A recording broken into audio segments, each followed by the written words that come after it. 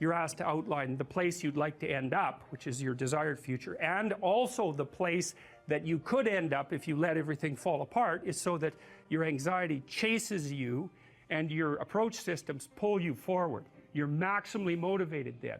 And it's important because otherwise you can be afraid of pursuing the things that you want to pursue, right? And that's very common. And so then the fear inhibits you as the promise pulls you forward, but it makes you weak because you're afraid. You want to get your fear behind you, pushing you. And so what you want to be is more afraid of not pursuing your goals than you are of pursuing them.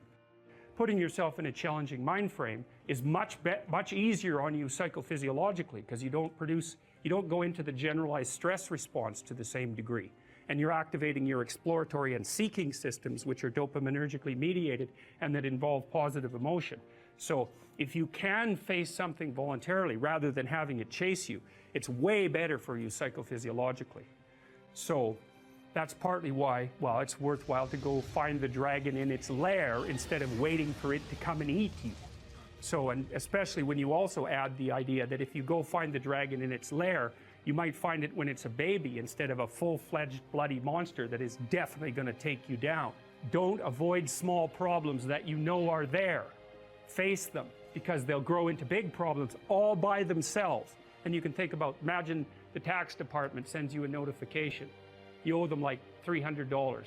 Well, it's you know, that's annoying. Maybe you don't even want to open the letter. Or maybe if you do, you just put it on the shelf. But that damn thing doesn't just sit there like a piece of paper on the shelf, right? You ignore that for 5 or 6 years, it's going to become attached to all sorts of horrible things. And if you ignore it long enough, you get the idea. It's going to turn into something that is completely unlike the little piece of paper that it's written on. And many, many problems in life are like that. You'll see that they pop their ugly little head up, and you know, and you might want to turn away. You might not want to think about it, which is the easiest way of turning away, right? You just don't attend to it. You know, if you could have your life the way you wanted it in 3 to 5 years, if you were taking care of yourself properly, you know, what would you want from your friendships? What would you want from your intimate relationship? How would you like to structure your family? What do you want for your career? Well, how are you going to use your time outside of your job? And how are you going to regulate your mental and physical health, and maybe also your drug and alcohol use? Because that's a good place to auger down, you know, because alcoholism, for example, wipes out, you know, 5 to 10% of people. So you want to keep that under control. And then, so maybe you develop a vision of what you would like your life to be, and that associates the goal. Well, once the goal is established, and then you break down the goal into micro processes that you can implement, the micro processes become rewarding in relation to their causal association with the goal, and that tangles in your incentive reward system, and that's the thing that keeps you moving forward. And the way it works is that it works better if it produces positive emotion when it can see you moving towards a valued goal. Okay, well, what's the implication of that? Better have a valued goal, because otherwise you can't get any positive motivation working out. And so the more valuable the goal, in principle, the more the micro processes associated with that goal start to take on a positive charge. And so what that means is, well, you get up in the morning and you're excited about the day, you're ready to go. And so as far as I can tell, what you do is you specify your long-term ideal. Maybe you also specify a place you want to stay the hell away from, so that you're terrified to fail as well as excited about succeeding, because that's also useful. You specify your goal. You do that in some sense as a unique individual. You want to specify goals that make you say, oh, if that could happen as a consequence of my efforts, it would clearly be worthwhile. Because the question always is, why do something? Because doing nothing is easy. You just sit there and you don't do anything. That's real easy. The question is, why would you ever do anything? And the answer to that has to be because you've determined by some means that it's worthwhile. Number one, specify your damn goals, because how are you going to hit something if you don't know what it is? That isn't going to happen. And often people won't specify their goals too, because they don't like to specify conditions for failure. So if you keep yourself all vague and foggy, which is real easy, because that's just a matter of not doing as well, then you don't know when you fail. And people might say, well, I really don't want to know when I fail, because that's painful. So I'll keep myself blind about when I fail. That's fine, except you'll fail all the time then. You just won't know it until you've failed so badly that you're done. Okay, so once you get your goal structure set up, you think, okay, if I could have this life looks like that might be worth living, despite the fact that it's going to be, you know, anxiety provoking and threatening, and there's going to be some suffering and loss involved and all of that. Obviously, the goal is to have a vision for your life such that, all things considered, that justifies your effort. Okay, so then what do you do? Well, then you turn down to the micro routines. It's like, okay, well, this is what I'm aiming for. How does that instantiate itself day to day, week to week, month to month? And that's where something like a schedule can be unbelievably useful. Google Calendar. It's like, make a damn schedule and stick to it. Okay, so what's the rule with the schedule? It's not a bloody prison. That's the first thing that people do wrong. They say, well, I don't like to follow a schedule.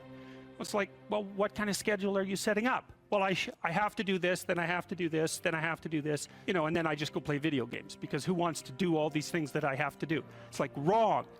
Set the damn schedule up so that you have the day you want.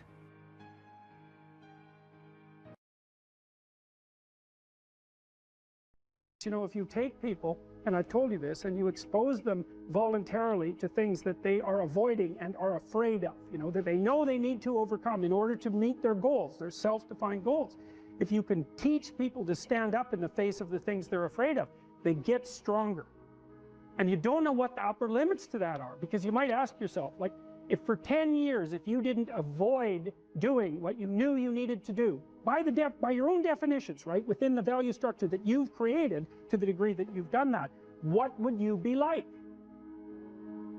Well, you know, there are remarkable people who come into the world from time to time, and there are people who do find out over decades-long periods what they could be like if they were who they were, if they spoke their being forward.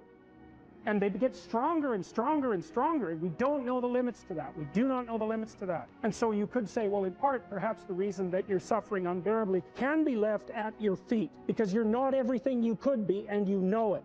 And of course, that's a terrible thing to admit, and it's a terrible thing to consider, but there's real promise in it, right? Because it means that perhaps there's another way that you could look at the world, and another way that you could act in the world. So what it would reflect back to you would be much better than what it reflects back to you now. And then the second part of that is, well, imagine that many people did that, because we've done a lot as human beings. We've done a lot of remarkable things. And I've told you already, I think before, that today, for example, about 250,000 people will be lifted out of abject poverty, and about 300,000 people attached to the electrical power grid. We're lifting people out of poverty collectively at a faster rate that's ever occurred in the history of humankind by a huge margin. And that's been going on unbelievably quickly since the year 2000. The UN had planned to have poverty between 2000 and 2015, and it was accomplished by 2013. So there's inequality developing in many places, and you hear lots of political agitation about that. But overall, the tide is lifting everyone up, and that's a great thing. We have no idea how fast we can multiply that if people got their act together and really aimed at it. Because, you know, my experience is with people that we're probably running at about 51% of our capacity. I mean, you can think about this yourself. I often ask undergraduates how many hours a day you waste, or how many hours a week you waste. And the classic answer is something like 4 to 6 hours a day. You know, inefficient studying, watching things on YouTube that not only do you not want to watch, that you don't even care about, that make you feel horrible about watching after you're done. That's probably 4 hours right there. You know, you think, well, that's 25 hours a week, it's 100 hours a month, that's 2.5 full work weeks, it's half a year of work weeks per year. And if your time is worth $20 an hour, which is a radical underestimate, it's probably more like 50 if you think about it in terms of deferred wages. If you're wasting 20 hours a week, you're wasting $50,000 a year. And you are doing that right now. And it's because you're young, wasting $50,000 a year is a way bigger catastrophe than it would be for me to waste it, because I'm not going to last nearly as long. And so if your life isn't everything it could be, you could ask yourself, well, what would happen if you just stopped wasting the opportunities that are in front of you? You'd be, who knows how much more efficient? 10 times more efficient, 20 times more efficient. That's the Pareto distribution. You have no idea how efficient people get. It's off the charts. Well, and if we all got our act together collectively, and stop making things worse, because that's another thing people do all the time. Not only do they not do what they should to make things better, they actively attempt to make things worse because they're spiteful or resentful or arrogant or deceitful or homicidal or genocidal, or all of those things all bundled together in an absolutely pathological package. If people stopped really trying just to make things worse, we have no idea how much better they would get just because of that. So there's this weird dynamic that's part of the existential system of ideas between human vulnerability, social judgment, both of which are major causes of suffering, and the failure of individuals to adopt the responsibility that they know they should adopt. And that's the thing that's interesting too, is that, like another thing I've often asked my undergraduate classes is, you know, there's this idea that people have a conscience. And you know what the conscience is. It's this feeling or voice you have in your head just before you do something that you know is stupid, telling you that probably you shouldn't do that stupid thing. You don't have to listen to it, strangely enough, but you go ahead and do it anyways, and then of course exactly what the conscience told you was going to happen inevitably happens, so that you feel even stupider about it than you would if it happened by accident, because you know, I knew this was going to happen, I got a warning it was going to happen, and I went and did it anyways. And the funny thing too is that conscience operates within people, and we really don't understand what the hell that is. So you might say, well, what would happen if you abided by your conscience for 5 years or for 10 years? What sort of position might you be in? What sort of family might you have? What sort of relationship might you be able to forge? And you can be bloody sure that a relationship that's forged on the basis of who you actually are is going to be a lot stronger and more welcome than one that's forged on the basis of who you aren't. Now, of course, that means that the person you're with has to deal with the full force of you in all your ability and your catastrophe, and that's a very difficult thing to negotiate. But if you do negotiate it, well, at least you have something, you have somewhere solid to stand, and you have somewhere to live. You have a real life, and it's a great basis upon which to bring children into the world, for example, because you can have an actual relationship with them instead of torturing them half to death, which is what happens in a tremendously large minority of cases. Well, it's more than that too, because, and this is what I'll close with, and this is why I wanted to introduce Solzhenitsyn's writings to you. You see, because it isn't merely that your fate depends on whether or not you get your act together and to what degree you decide that you're going to live out your own genuine being. It isn't only your fate, it's the fate of everyone that you're networked with. And so, you know, you think, well, there's 9 billion, 7 billion people in the world. We're going to peak at about 9 billion, by the way, and then it'll decline rapidly. But 7 billion people in the world, and who are you? You're just one little dust mote among that 7 billion, and so it really doesn't matter what you do or don't do. But that's simply not the case. It's the wrong model, because you're at the center of a network. You're a node in a network. Of course, that's even more true now that we have social media. You'll know 1,000 people, at least, over the course of your life. And they'll know 1,000 people each, and that puts you one person away from 1,000,000, and 2 persons away from 1,000,000,000. And so that's how you're connected. And the things you do, they're like dropping a stone in a pond. The ripples move outward, and they affect things in ways that you can't fully comprehend. And it means that the things that you do and that you don't do are far more important than you think. And so if you act that way, of course, the terror of realizing that is that it actually starts to matter what you do. And you might say, well, that's better than living a meaningless existence. It's better for it to matter. But I mean, if you really asked yourself, would you be so sure if you had the choice? I can live with no responsibility whatsoever. The price I pay is that nothing matters. Or I can reverse it and everything matters. But I have to take the responsibility that's associated with that. It's not so obvious to me that people would take the meaningful path. You know, when you say, well, nihilists suffer dreadfully because there's no meaning in their life, and they still suffer. Yeah, but the advantage is they have no responsibility. So that's the payoff, and I actually think that's the motivation. Say, well, I can't help being nihilistic. All my belief systems have collapsed. It's like, yeah, maybe. Maybe you've just allowed them to collapse because it's a hell of a lot easier than acting them out. And the price you pay is some meaningless suffering, but you can always whine about that and people will feel sorry for you, and you have the option of taking the pathway of the martyr, so that's a pretty good deal, all things considered, especially when the alternative is to bear your burden properly and to live forthrightly in the world. Well, what Solzhenitsyn figured out, and so many people in the 20th century, it's not just him, even though he's the best example, is that if you live a pathological life, you pathologize your society. And if enough people do that, then it's hell. Really, really. And you can read the Gulag Archipelago if you have the fortitude to do that, and you'll see exactly what hell is like. And then you can decide if that's a place you'd like to visit, or even more importantly, if it's a place you'd like to visit and take all your family and friends, because that's what happened in the 20th century.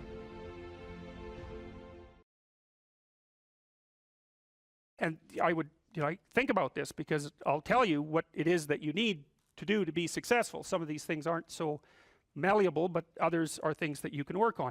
Well, IQ, well, that's a rough one, because there's no evidence, as far as I can tell, that you can do a damn thing about your IQ. I was just reading a paper by Dan Simon today. It's a relatively recent review. Dan Simon did the invisible gorilla stuff, and he was looking, because there's all these companies that claim that these online brain training exercises can produce cognitive improvements, and he reviewed the literature again, and I've reviewed that literature like 6 times in the last 15 years, because I keep hoping that someone will crack the problem, but it's always the same answer. It's like, you do brain training games, you get better at the game, a lot better at that game. You get slightly better at similar games, but distal games that are still heavily cognitively loaded doesn't affect your performance at all. Zero, none. So the issue of how to raise IQ, man, that's a killer. No one knows how to do it. I can tell you how to stop your IQ from decreasing as you get older. That's not so bad, because it does that. Fluid IQ decreases from the time you're 20 and pretty rapidly. It's physical health is the best preventative. So exercise, physical exercise. Weirdly enough, you think, well, why? Well, your brain uses oxygen like mad, right? And it needs to be kept clean and well oxygenated. And physical exercise, both like weightlifting, so anaerobic and aerobic exercise, both seem to be very, very effective at staving off cognitive declines across the lifespan. So that's a really useful thing to know, because that's the only thing we know that does that. So then the next best predictor of lifetime success is conscientiousness. Well, so, and of the 2 aspects of conscientiousness, say orderliness and industriousness, the better predictor is industriousness. So the question is, well, what can you do about your industriousness? And the answer to that is, well, that's kind of rough too, because there's a strong genetic component. But you can work on micro habits with regards to your conscientiousness. And I think the best micro habits, this is partly to do with this future authoring program processes, I think the best thing you can do with regards to your conscientiousness is to set up some aims for yourself, goals that you actually value. And the future authoring program helps people do that. And basically, it does a situational analysis of, it helps you do a situational analysis of your life more than a psychological analysis, I would say. And so the questions are something like, well, all right, you're going to have to put some effort into your life, and you need to be motivated to do that. And so what are the potential sources of motivation? Well, you could think about them in the big 5 manner. If you're extroverted, you want friends. If you're agreeable, you want an intimate relationship. If you're disagreeable, you want to win competitions. If you're open, you want to engage in creative activity. If you're high in neuroticism, you want security. Okay, so those are all sources of potential motivation that you could draw on, that you could tailor to your own, your own personality. But then there are dimensions that you want to consider your life across. And so we ask people about, well, if you could have your life the way you wanted it in 3 to 5 years, if you were taking care of yourself properly, what would you want from your friendships? What would you want from your intimate relationship? How would you like to structure your family? What do you want for your career? Well, how are you going to use your time outside of your job? And how are you going to regulate your mental and physical health, and maybe also your drug and alcohol use? Because that's a good place to auger down, because alcoholism, for example, wipes out 5 to 10% of people. So you want to keep that under control. And then so maybe you develop a vision of what you would like your life to be, and that associates the goal. Well, once the goal is established, and then you break down the goal into micro processes that you can implement. The micro processes become rewarding in proportion, in relation to their causal association with the goal, and that tangles in your your incentive reward system. You know, we talked about the dopaminergic incentive reward system, and that's the thing that keeps you moving forward. And the way it works is that it works better if it produces positive emotion when it can see you moving towards a valued goal. Okay, well, what's the implication of that? Better have a valued goal, because otherwise you can't get any positive motivation working out. And so the more valuable the goal, in principle, the more the microprocesses associated with that goal start to take on a positive charge. And so what that means is, well, you get up in the morning and you're excited about the day, you're ready to go. And so as far as I can tell, what you do is you specify your long-term ideal. Maybe you also specify a place you want to stay the hell away from, so that you're terrified to fail as well as excited about succeeding, because that's also useful. You specify your goal. You do that in some sense as a unique individual. You want to specify goals that make you say, oh, if that could happen as a consequence of my efforts, it would clearly be worthwhile. Because the question always is, why do something? Because doing nothing is easy. You just sit there and you don't do anything. That's real easy. The question is, why would you ever do anything? And the answer to that has to be because you've determined by some means that it's worthwhile. And then the next question might be, well, where should you look for worthwhile things? And one would be, well, you could consult your own temperament. And the other would be, well, you kind of look at what it is that people accrue that's valuable across the lifespan. So you do a structural analysis of the subcomponents of human existence, and I already did that. You need a family, you need friends. Like, you don't need to have all these things, but you better have most of them. Family, friends, career, educational goals, plans for, you know, time outside of work, attention to your mental and physical health, etc. You know, that's what life is about. And if you don't have any of those things, well, then all you've got left is misery and suffering. So that's a bad deal for you. So once you set up that goal structure, let's say, and that's really in many ways that's what you should be doing at university. That's exactly what you should be doing, is trying to figure out who it is that you're trying to be, right? And you aim at that, and then you use everything you learn as a means of building that person that you want to be. And I really mean want to be. I don't mean should be, even those things are going to overlap. And it's important to distinguish between those, because that's partly, and this is back down to the micro-routine analysis. So if I was saying, well, you're going to try to make yourself more industrious. Okay, number one, specify your damn goals, because how are you going to hit something if you don't know what it is? That isn't going to happen. And often people won't specify their goals too, because they don't like to specify conditions for failure. So if you keep yourself all vague and foggy, which is real easy, because that's just a matter of not doing as well, then you don't know when you fail. And people might say, well, I really don't want to know when I fail, because that's painful. So I'll keep myself blind about when I fail. That's fine, except you'll fail all the time then. You just won't know it until you've failed so badly that you're done. And that can easily happen by the time you're 40. So I would recommend that you don't let that happen. So that's willful blindness, right? You could have known, but you chose not to. Okay, so once you get your goal structure set up, you think, okay, if I could have this life, it looks like that might be worth living, despite the fact that it's going to be, you know, anxiety provoking and threatening, and there's going to be some suffering and loss involved and all of that. Obviously, the goal is to have a vision for your life such that, all things considered, that justifies your effort. Okay, so then what do? Well, then you turn down to the micro routines. It's like, okay, well, this is what I'm aiming for. How does that instantiate itself day to day, week to week, month to month? And that's where something like a schedule can be unbelievably useful. Google Calendar. It's like, make a damn schedule and stick to it. Okay, so what's the rule with the schedule? It's not a bloody prison. That's the first thing that people do wrong. They say, well, I don't like to follow a schedule.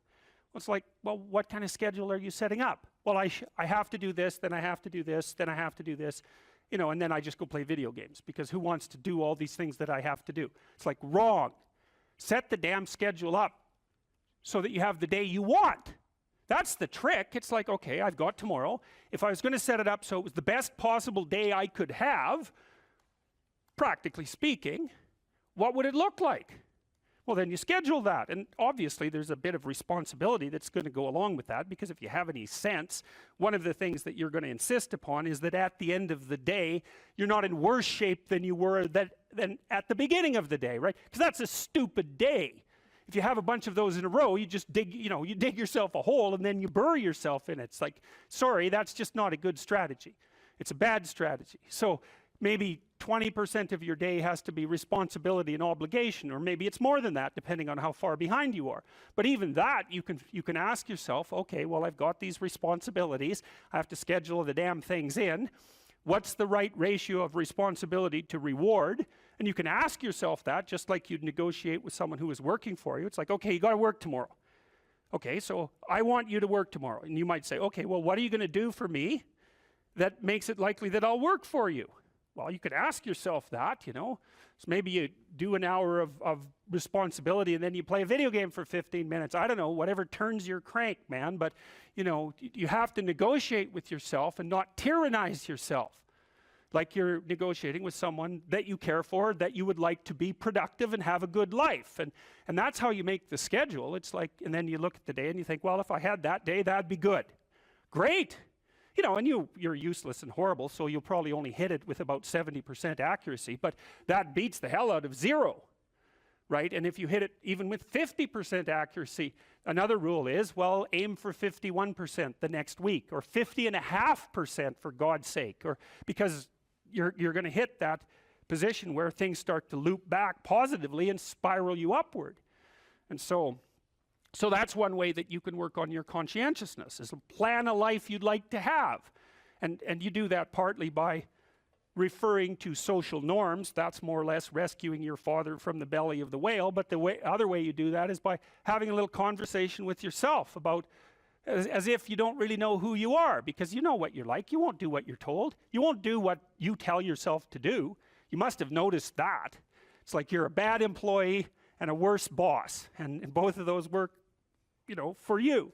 You don't know what you want to do, and then when you tell yourself what to do, you don't do it anyways. You should fire yourself and find someone else to be.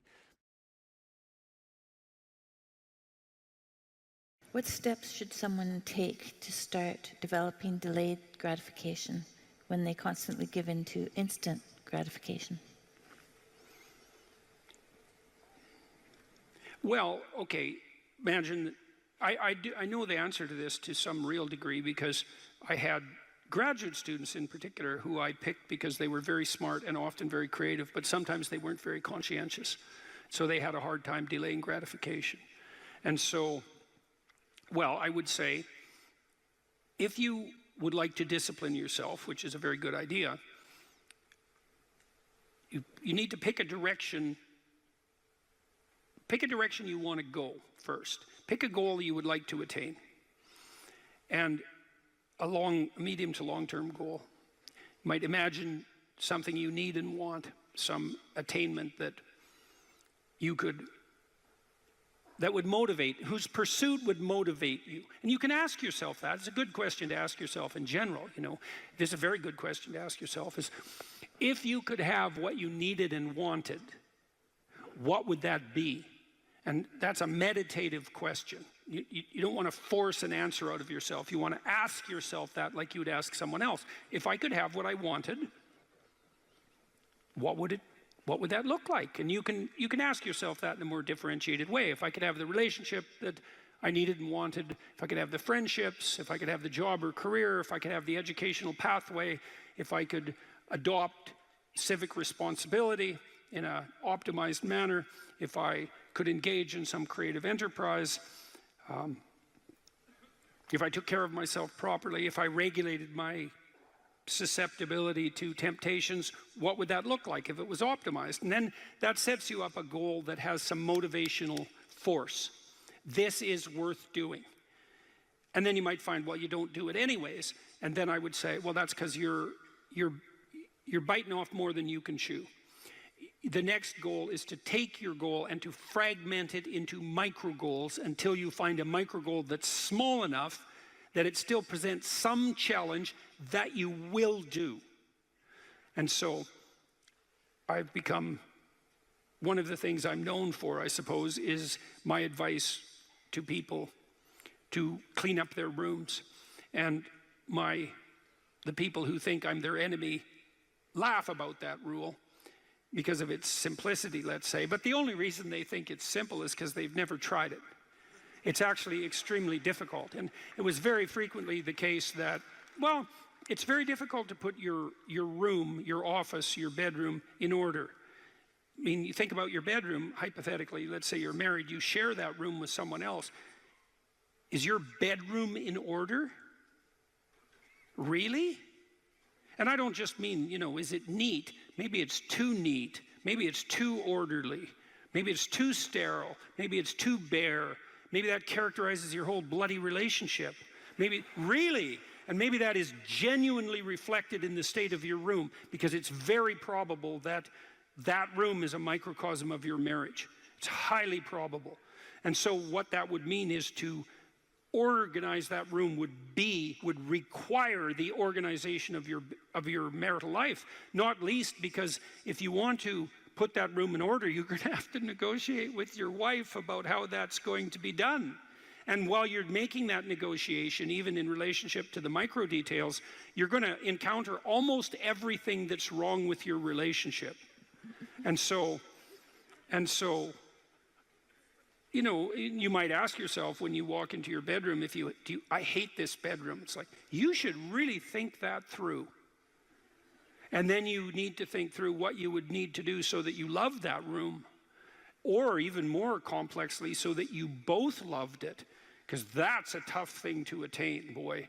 Because you're going to have differences in taste, you're going to have differences in orderliness. There's all sorts of things that you're going to have to negotiate in order to make that room you both inhabit jointly desirable.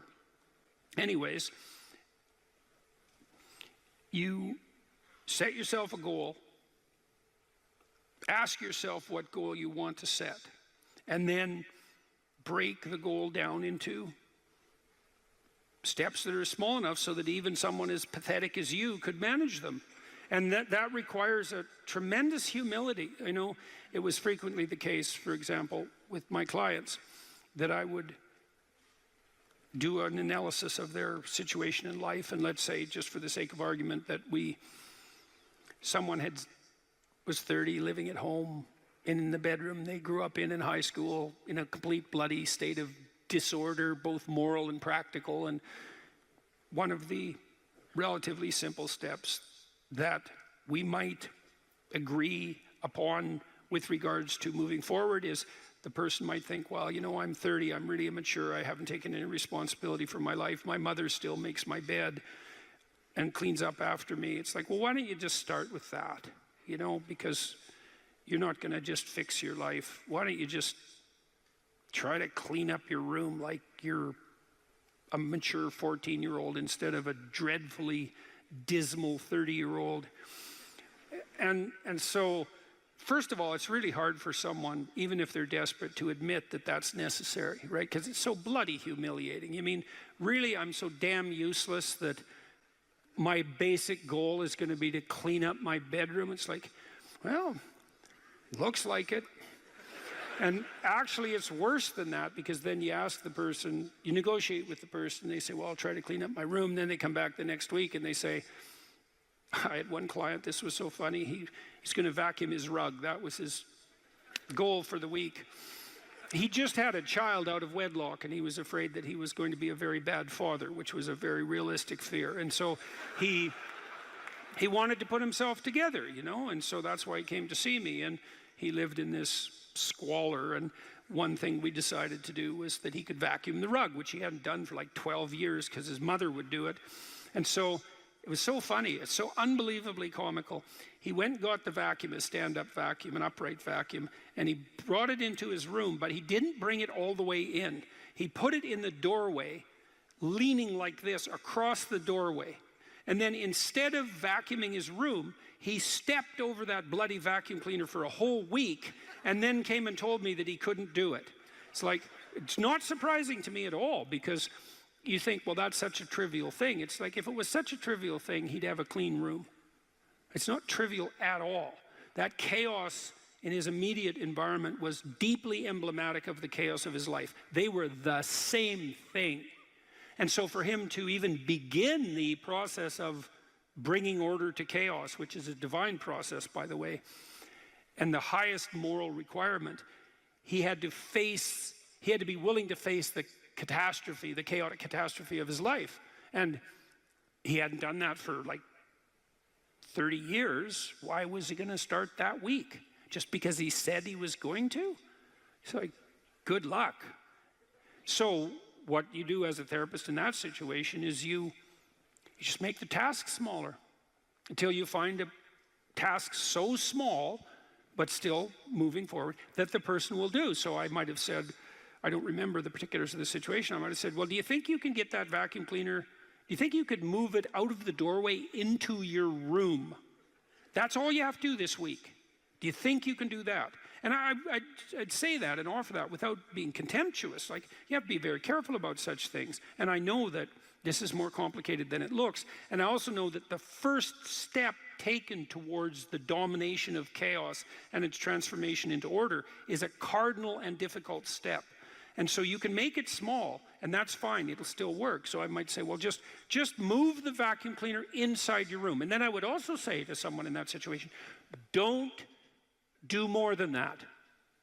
If the agreement that you've made with me and with yourself is that that's enough, abide by the contract that you've written with yourself and allow yourself to be grateful for the fact that you had the courage to take even a single step forward.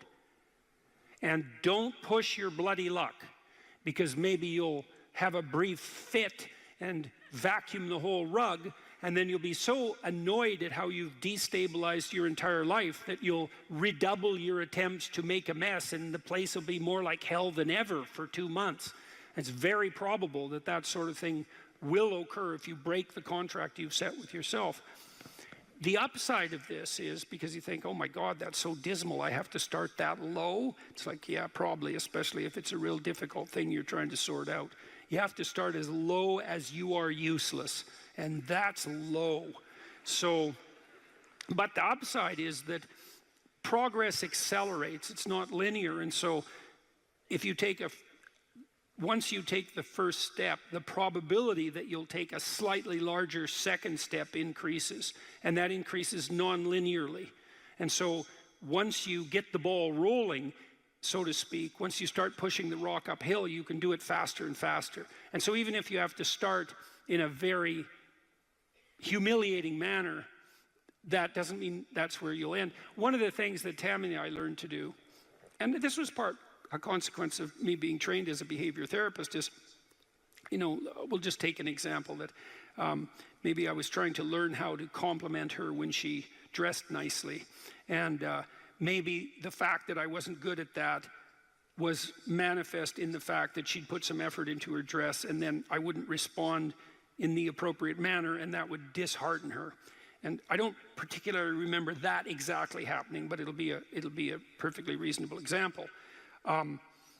And so then she would be displeased. And then the question would be, well, is she displeased because I'm too stupid to offer a proper compliment, or is she displeased because she's so needy and lacking confidence that she needs a compliment that would go beyond the ordinary? And the answer is, what the hell do we know? Could be one or the other or both.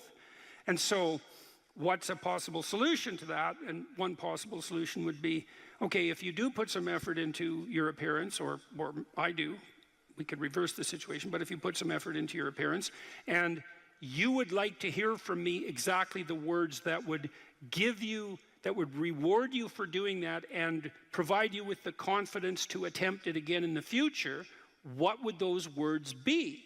You look good without a beard, dear. Thank you. You're welcome. Yeah. Very funny. Very funny. And so, and then you can say, well, if you tell me those words, I will repeat them back to you. And then the person who needs the words might object, well, that's false, it's superficial, it's artificial, it's not spontaneous. And if you really loved me, I wouldn't have to tell you what to say. It's like, well, all of that's wrong. It's like, just because I love you doesn't mean I'm not stupid. And so, in fact, I love you might even be evidence that I am, in fact, stupid.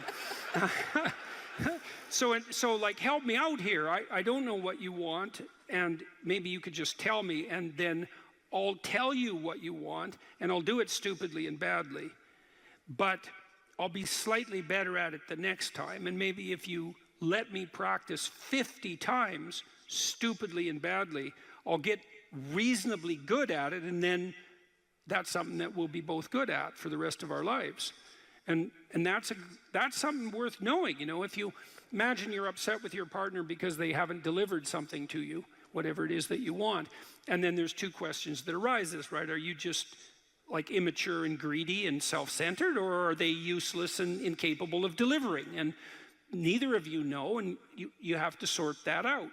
And then you also, as the injured party, let's say, might regard it as a moral necessity on your part to indicate to your partner exactly what you want, is to tell them.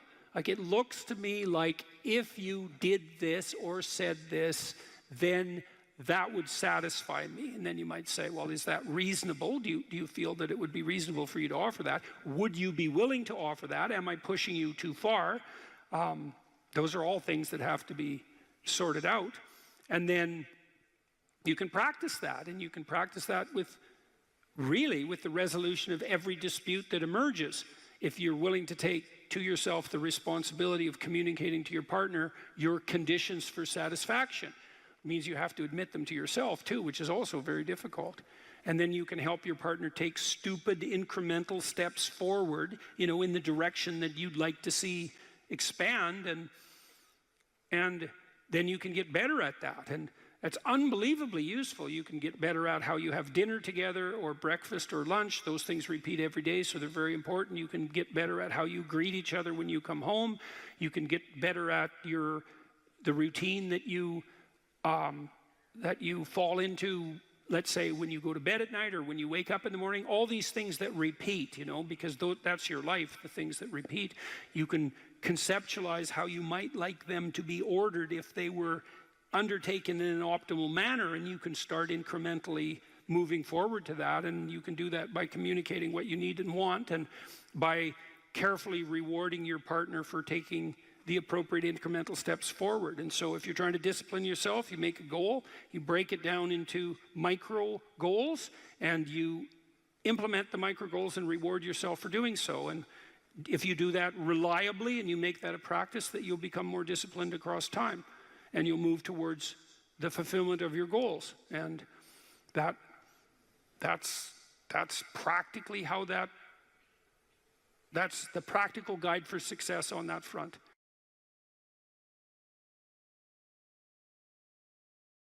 If you ask a disagreeable person what he wants, say, or she wants, they'll tell you right away. They know. It's like, this is what I want, and this is how I'm going to get it. But agreeable people, especially if they're really agreeable, are so agreeable that they often don't even know what they want, because they're so accustomed to living for other people and to finding out what other people want and to trying to make them comfortable and so forth, that it's harder for them to find a sense of their own desires as they move through life. And that's not, look, there's situations where that's advantageous, but it's certainly not advantageous if you're going to try to forge yourself a career. That just doesn't work at all. And so, even though on average men and women aren't that much different in terms of their levels of agreeableness by the group, if you go out and you look at the extremes, they're very different. So all of the most agreeable people are women, and all of the most disagreeable people are men. And the thing is, the extremes are often what matter rather than what's in the middle. And so one of the ways that's reflected in society, by the way, is there's way more men in prison. And the best personality predictor of being imprisoned is to be low in agreeableness. It makes you callous. Now you might think, well, what's the opposite of compassion and politeness? And the answer to that is, I think it's best sort of conceptualized as a trading game. So let's say that we're going to play repeated trading games. And if you're very agreeable, then you're going to bargain harder on my behalf than you're going to bargain on your own behalf. Whereas if you're very disagreeable, you're going to do the reverse. You're going to think, I'm in this trading game for me, and you're going to take care of your own interests. Where an agreeable person is going to say, no, at best this is, at worst this has to be 50-50, but I'd like to help you every way I can. One of the things you have to be careful of if you're agreeable is not to be exploited, because you'll line up to be exploited. And I think the reason for that is because you're wired to be exploited by infants.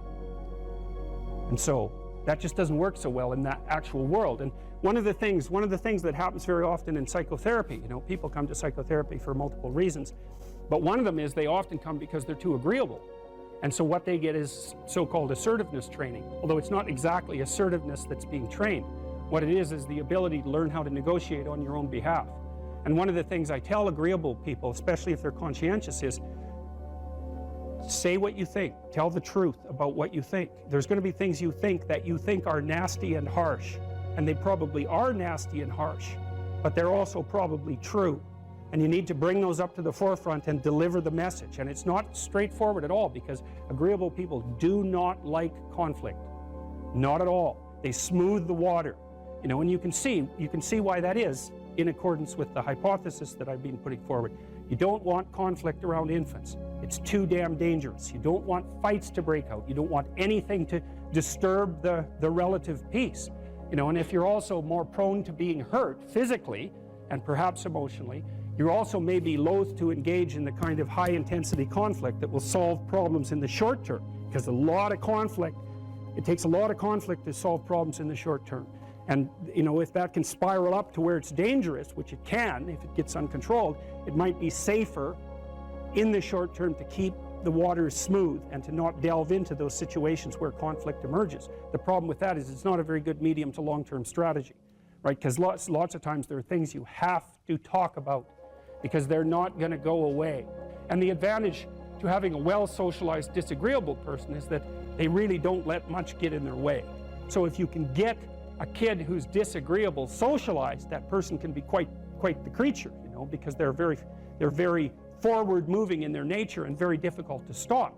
But if you don't get them successfully domesticated, tamed, roughly speaking, by the time they're 4, their peers reject them. And that's a big problem, because your job as a parent is to make your child socially desirable by the age of 4. Like you want to burn that into your brain, because people don't know that.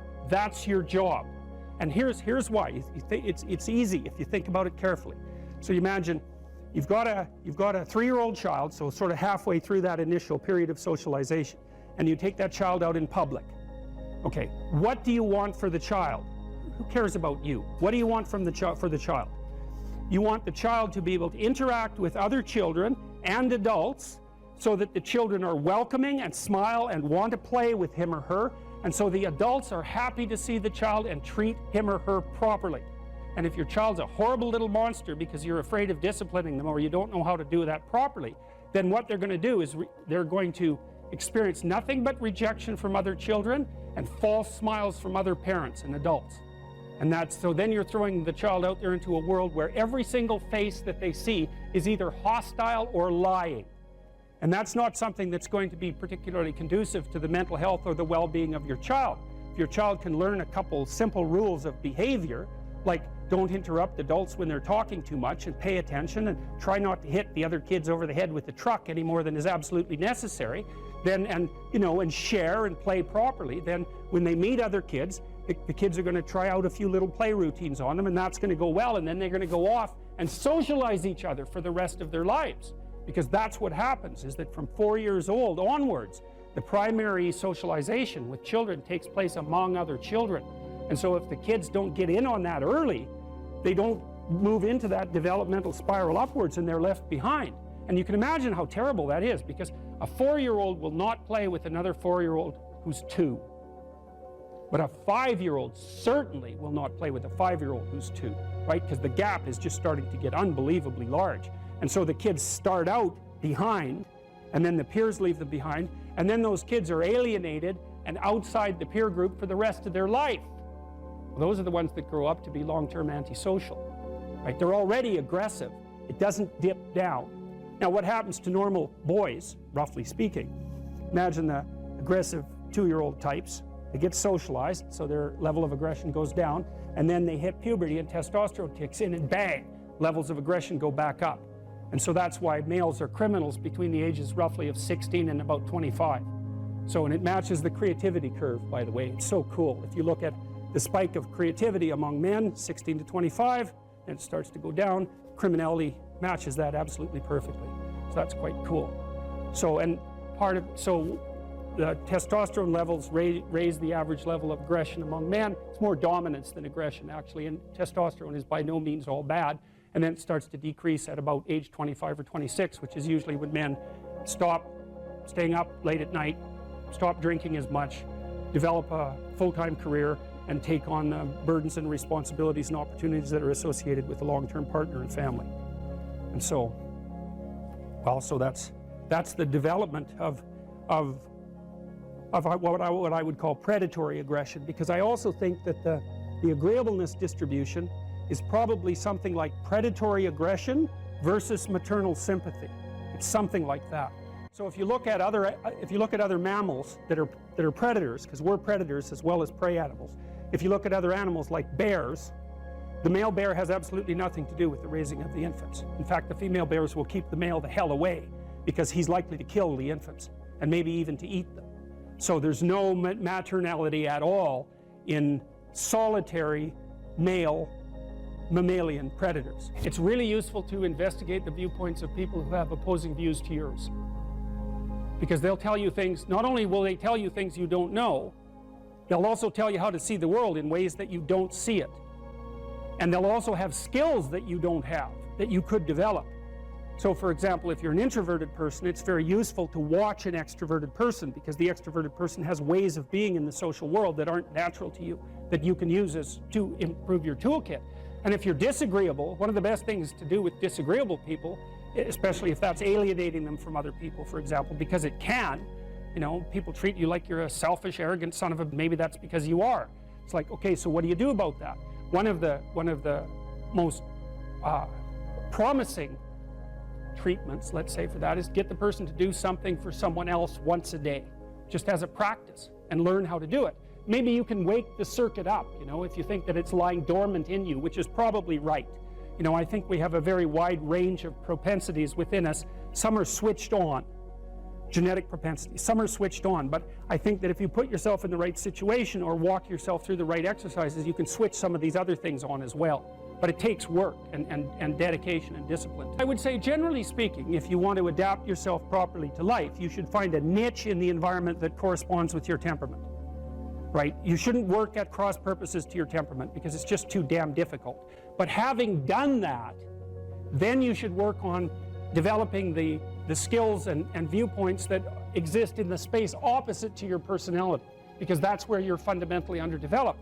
And that way I think you can extend out your temperamental capability across a wider range. And to me, that's roughly equivalent as bringing a richer toolkit to each situation.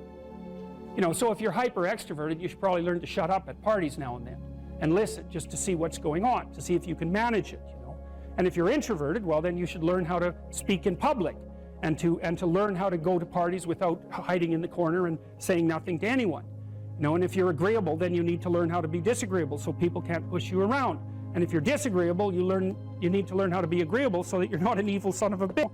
So, and the same thing applies even in the conscientious domain. It's like if you're too conscientious, you need to learn to relax and let go a little bit. And if you're unconscientious, it's time, like, get out the Google Calendar, man, and start scheduling your day, right? And beat yourself on the back of the head with a stick until you're disciplined enough so that you can actually stick to something for some length of time and not living in absolute squalor, which is something that would characterize someone who's very disorderly, for example, because they don't notice. It doesn't bother them, disorder. It's like, maybe they can see it, but it doesn't have any emotional valence, and so it doesn't have any motivational significance. You know, so the other thing you might want to think about too, if you're choosing a partner, is try not to choose someone who's too distant from you on the temperamental variables, because you're going to have a hard time bridging the gap. You know, it's hard for an introverted person and an extroverted person to coexist. And it's really hard for an orderly person and a disorderly person to coexist, because they will drive each other nuts. Why don't you pick up? Why are you so obsessed by it? That's the basic argument, you know. So it's useful to know about your temperament so that you can negotiate the space with your partner as well. And I don't think you should try to find someone who's exactly the same as you, because then you don't have the benefits of the alternative viewpoint. But you got to watch it, because you may hit irreconcilable differences of various sorts. And I've seen that most particularly among couples who are high and low in openness. That's a rough one. And also high and low in conscientiousness. That's another rough one, because they just cannot see how the other person sees the world at all. Okay, well, so that's another issue in some sense that seems to make the postmodernist critique even more correct. How in the world are you going to extract out a canonical interpretation of something like that? It's like it's not possible. But here's the issue, as far as I can tell. So the postmodernists extended that critique to the world. They said, look, well, a text is complicated enough. You can't extract out a canonical interpretation. What about the world?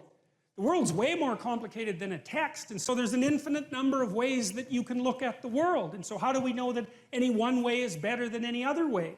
And that's a good question.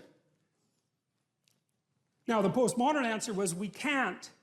And that's not a good answer, because you drown in chaos under those circumstances, right? You can't make sense of anything.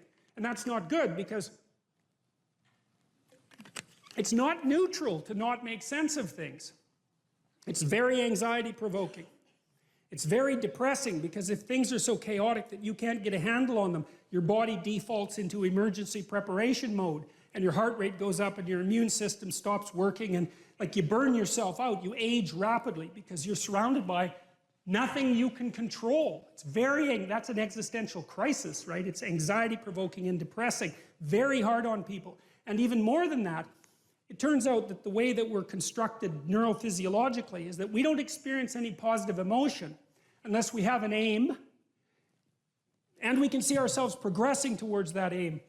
It isn't precisely attaining the aim that makes us happy, as you all know if you've ever attained anything, because as soon as you attain it, then the whole little game ends. Then you have to come up with another game, right? So it's Sisyphus. And that's okay, but it does show that the attainment can't be the thing that drives you, because it collapses the game. That's what happens when you graduate from university. It's like you're king of the mountain for one day, and then you're like surf at Starbucks for the next 5 years, you know? So, yeah. So what happens is that human beings are weird creatures, because we're much more activated by having an aim and moving towards it than we are by attainment. And what that means is you have to have an aim, and that means you have to have an interpretation. And it also means that the nobler the aim, that's one way of thinking about it, the better your life. And that's a really interesting thing to know, because, you know, you've heard ever since you were tiny that you should act like a good person, and you shouldn't lie, for example. And you might think, well, why the hell should I act like a good person, and why not lie? I mean, even a 3-year-old can ask that question, because smart kids learn to lie earlier, by the way. And they think, well, why not twist the fabric of reality so that it serves your specific short-term needs? I mean, that's a great question. Why not do that? Why act morally? If you can get away with something, and it brings you closer to something you want, well, why not do it? These are good questions. It's not self-evident. Well, it seems to me tied in with what I just mentioned. It's like, you destabilize yourself and things become chaotic. That's not good. And if you don't have a noble aim, then you have nothing but shallow, trivial pleasures, and they don't sustain you. And that's not good, because life is so difficult, it's so much suffering, it's so complex. It ends, and everyone dies, and it's painful. It's like, without a noble aim, how can you withstand any of that? You can't. You become desperate, and once you become desperate, things go from bad to worse very rapidly when you become desperate. And so there's the idea of the noble aim, and it's not something, it's something that's necessary. It's the bread that people cannot live without, right? That's not physical bread. It's the noble aim. And what is that? Well, it was encapsulated in part in the story of Marduk. It's to pay attention. It's to speak properly. It's to confront chaos. It's to make a better world. It's something like that. And that's enough of a noble aim so that you can stand up without, you know, cringing at the very thought of your own existence, so that you can do something that's worthwhile to justify your wretched position on the planet. So now the literary issue is that, so look, you take a text, you can interpret it a variety of ways, but that's not right. This is where the postmodernists went wrong, because what you're looking for in a text, and in the world for that matter, is sufficient order and direction. So then we have to think, well, what does sufficient order and direction means? Well, you don't want to suffer so much that your life is unbearable. right? That just seems self-evident. Pain argues for itself.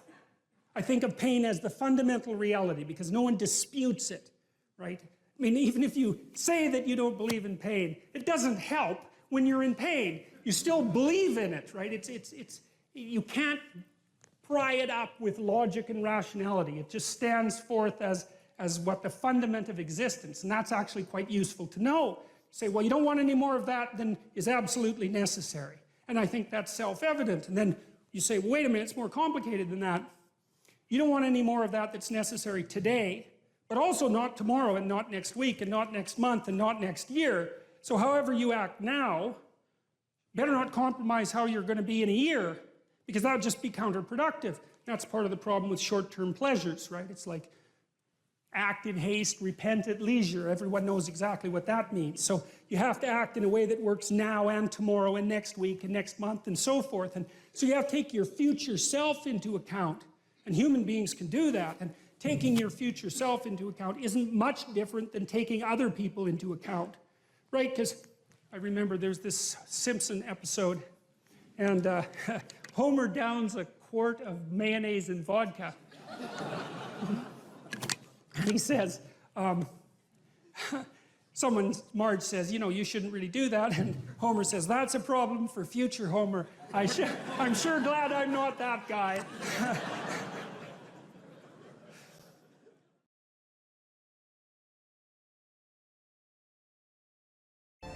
You don't know what's possible, and you're not as much as you could be. And so God only knows what you could do and have and give if you sacrificed everything to it. And that's the reason Abraham is constantly making sacrifices. And it's archaic, right? He's burning up like baby lambs, but like, well, they're alive, you know, that's something, and they're valuable, and that's something. You have to admit, even if you think about it as a modern person, that the act of sacrificing something might have some dramatic compulsion to it, you know, to go out into a flock and to take something that's newborn and to cut its throat and to bleed it and to burn it, might be a way of indicating to yourself that you're actually serious about something. And it isn't so obvious that we have rituals of seriousness like that now. And so it's not so obvious that we're actually serious about anything. And so maybe that's not such a good thing. And so maybe we shouldn't be thinking that these people were so archaic and primitive and superstitious. It's possible that they knew something that we don't. And certainly in the Abrahamic stories, one of the things that maintains Abraham's covenant with God is his continual willingness to sacrifice. And it's so that sacrificial issue is so important because you are not committed to something unless you're willing to sacrifice for it. Commitment and sacrifice are the same thing. And I think it borders on miraculous that those concepts are embedded into this narrative at the level of dramatic action, you know, instead of abstract explanation. People are acting this out. And the fundamental conception is so profound that it's really quite awe-inspiring. It's breathtaking, really, when you understand what message is trying to be conveyed. You have to make sacrifices. And what do you have to sacrifice? You have to sacrifice that which is most valuable to you currently that's stopping you. And God only knows what that is. It's certainly the worst of you. It's certainly that. And God only knows to what degree you're in love with the worst of you. So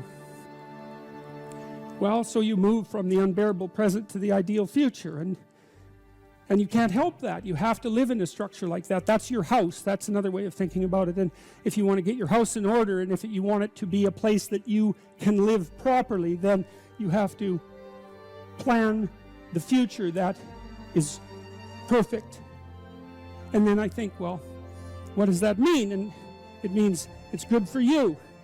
Right? And one of the things that I do all the time with my clinical and consulting clients is try to figure out what would be good for them.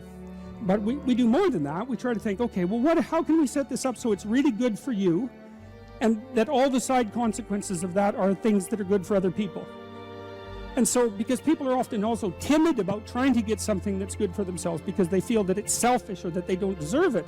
So we set it up so that, well, look, we're going to set it up so that it's plainly obvious that this will not harm the structure of the universe.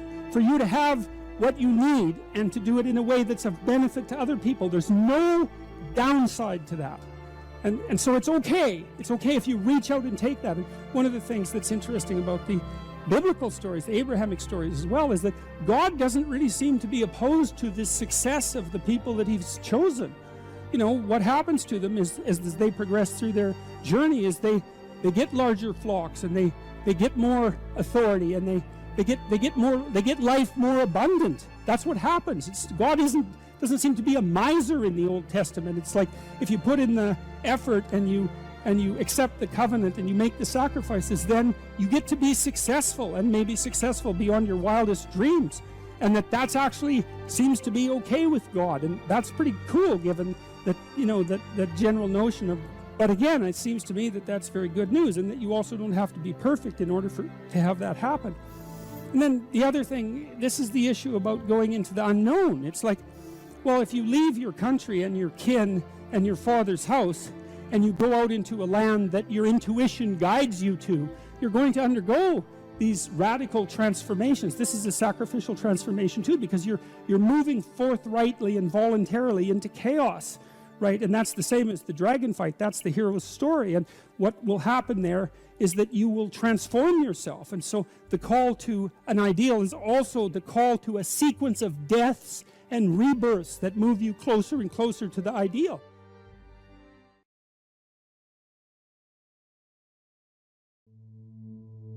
Most creative people fail at producing their creative product and monetizing it, right? So your default position, if you're a creative person, is you're going to fail.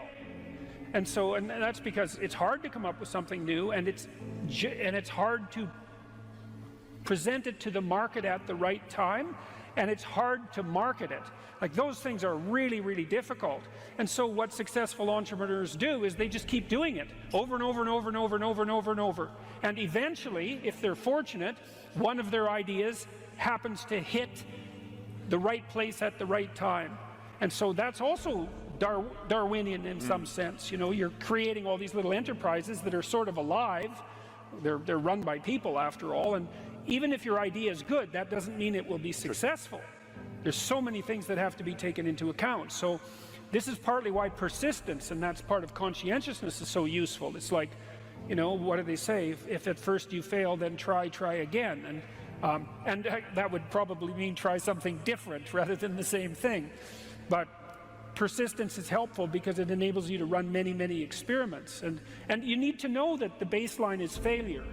You know, it's important, because otherwise you'll blame that on yourself. You know, and some of that's useful because there's probably some things that you could improve about yourself, but it's very difficult to go from 0 to 1. You know, if you're starting out as a salesperson, for example, the hardest sale is the first customer, and then, you know, they get easier with each additional customer. You got to know that there are differences in intelligence. It's really important. If you go into a job and you're not smart enough for that job, you're going to have one bloody miserable time, and you're going to make life wretched for the people around you because you won't be able to handle the position. But what you really want to do, as far as I can tell, if you want to maximize your chances for both success and let's say well-being, is you want to find a strata of occupation in which you would have an intelligence that would put you in the upper quartile. That's perfect. Then you're a big fish in a small pond. And you don't want to be the stupidest guy in the room. It's a bloody rough place to be. So, and you probably don't want to be the smartest guy in the room either, because what that probably means is you should be in a different room. If you want to be the best at what you're doing, bar none, then having an IQ of above 145 is a necessity, and maybe you're pushing 160 in some situations, and maybe that's making you one person in 10,000 or even one person in 100,000. And then also, to really be good at it, you probably have to be reasonably stress tolerant and also somewhat conscientious. There's nothing you can possibly do to become more deadly than to improve your facility with language. And the way you do that is by reading, especially great things, and by writing, and by thinking, and by speaking, for that matter. But how could that not be viewed as absolutely central to what education is about? You want to be inarticulate and stumble over everything that you try to think and communicate? Yeah. How are you going to get anywhere? You don't even know who you are under those circumstances. You're this massive feeling that's expressing itself, you know, maybe in violence because you can't find the words, and you stumble around and bump into things, and you're clunky and dull, and you're not witty, you don't sparkle. It's from the uphill climb that we derive our value, and I mean this technically. So almost all the positive emotion we feel, especially the emotion that fills us with enthusiasm, and that's experienced in relationship to a goal. And so in some sense, you want a goal that you can never attain. So you can always move closer to the goal that recedes as you move towards it. You think, well, that's frustrating. It's like Sisyphus pushing the rock uphill. But it's not, because as you pursue that goal, you put yourself together and your life does get better and richer and more abundant. And that's why the highest levels of virtue and goal are in some sense transcendent. You want them to be above everything you're doing so you can continually move towards something that's more sublime and better. That's what you are. You're here to live, not to sleep. And the problem with the vision of Mai Tais on the beach is that, well, first of all, that's a vision of drug-induced unconsciousness. Second, it's only going to work for about a week. Third, you're going to be a laughingstock in a month and depressed and aimless and goalless. You want a horizon of ever expanding possibility. And so it does happen to people because they've staked their soul on the attainment of an instrumental goal. And it can be a pretty high order goal, but then you think, now I'm there, now what? Well, the answer can't be, well, I'm going to live in the lap of luxury and never have to leave the face. What do you want to be, a giant infant with a gold bottle? You never have to do anything but lay in your back and suck. It's like, you see the problem with that as a conceptualization. It's no, you want to be like an active warrior moving uphill with your sword in hand. And that's dynamic, that's exciting. One of the rules, I think it's rule 4, is compare yourself to who you were yesterday and not to who someone else is today. And see, that's a game you can win. The possibility that you can make yourself slightly better on a continual basis is, I think that's something that's accessible to everyone. I think that's equivalent to leading a virtuous life. And there is something to be said for virtue and truth, and that is one thing. Another thing that I've noticed about people who've been phenomenally successful is that they really do everything they can to live a truthful life. And you can get a bloody long ways by being honest. Lay a disciplinary structure on yourself, get the chaos in check, and then you can move towards a state that's freer. It's discipline first. Like, look, if you're going to become a concert pianist, there's going to be several thousand hours of extraordinarily disciplined practice. That's the imposition of order on your potential, let's say. But what comes out of that is a much grander freedom. And so virtually every freedom that you have in life that's true freedom is purchased at the price of discipline. But it's not some casual self-help doctrine. It's that if you don't organize yourself properly, you'll pay for it, and in a big way, and so will the people around you. And I would say, start where you can start. If something announces itself to you as in need of repair, that you could repair, then hey, fix it.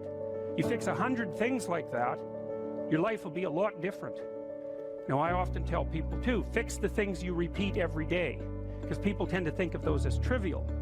You get up, you brush your teeth, you have your breakfast, you have your routines that you go through every day. Well, those probably constitute 50% of your life. And people think, well, they're mundane, I don't need to pay attention to them. It's like, no, that's exactly wrong. The things you do every day, those are the most important things you do, hands down.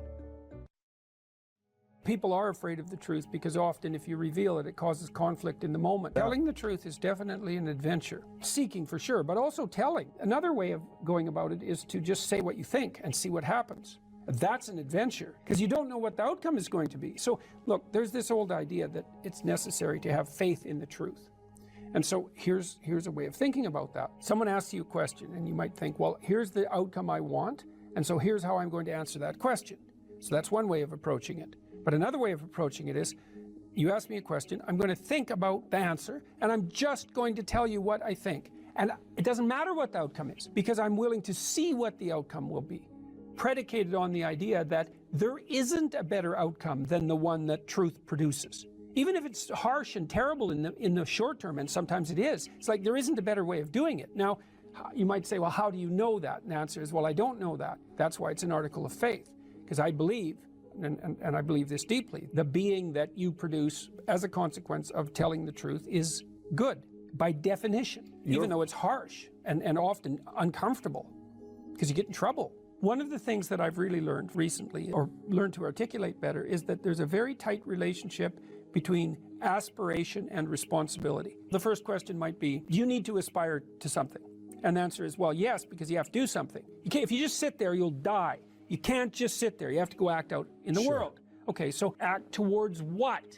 Well, that's whatever your aspiration is. You have to have an aim. Okay, well, what should the aim be? Well, it should be something worth doing, let's say. Why do something that you don't feel is worth doing? What do you think's worth doing? Well, if you watch other people and you judge when they're doing something worthwhile, you usually judge them positively if you see that they're taking responsibility, at least for themselves. What, do you want to be completely useless so other people have to take care of you? That's pretty pathetic. And maybe you could get your act together so you're taking care of yourself and your family. And maybe you could even do better than that and take care of yourself and your family and your community. Well, good for you. That's responsibility, and that's an aim. Well, here's one of the things that's cool about that, is that your life doesn't have meaning without aspiration or an aim. Okay, so you need a hierarchy of values. There's got to be something at the top. It's got to be something important. If you don't have that, your life doesn't have any meaning. So if you criticize the hierarchy, or even the idea of hierarchy, you destroy the idea of aspiration, and then people have nothing. Well, that's not helpful. People are built for a struggle, and they're built for a weight, and you want to take on a heavy burden voluntarily. See if you can put yourself together. See what you can do out in the world while you're waiting to die. It's an all-in game. It better be worthwhile.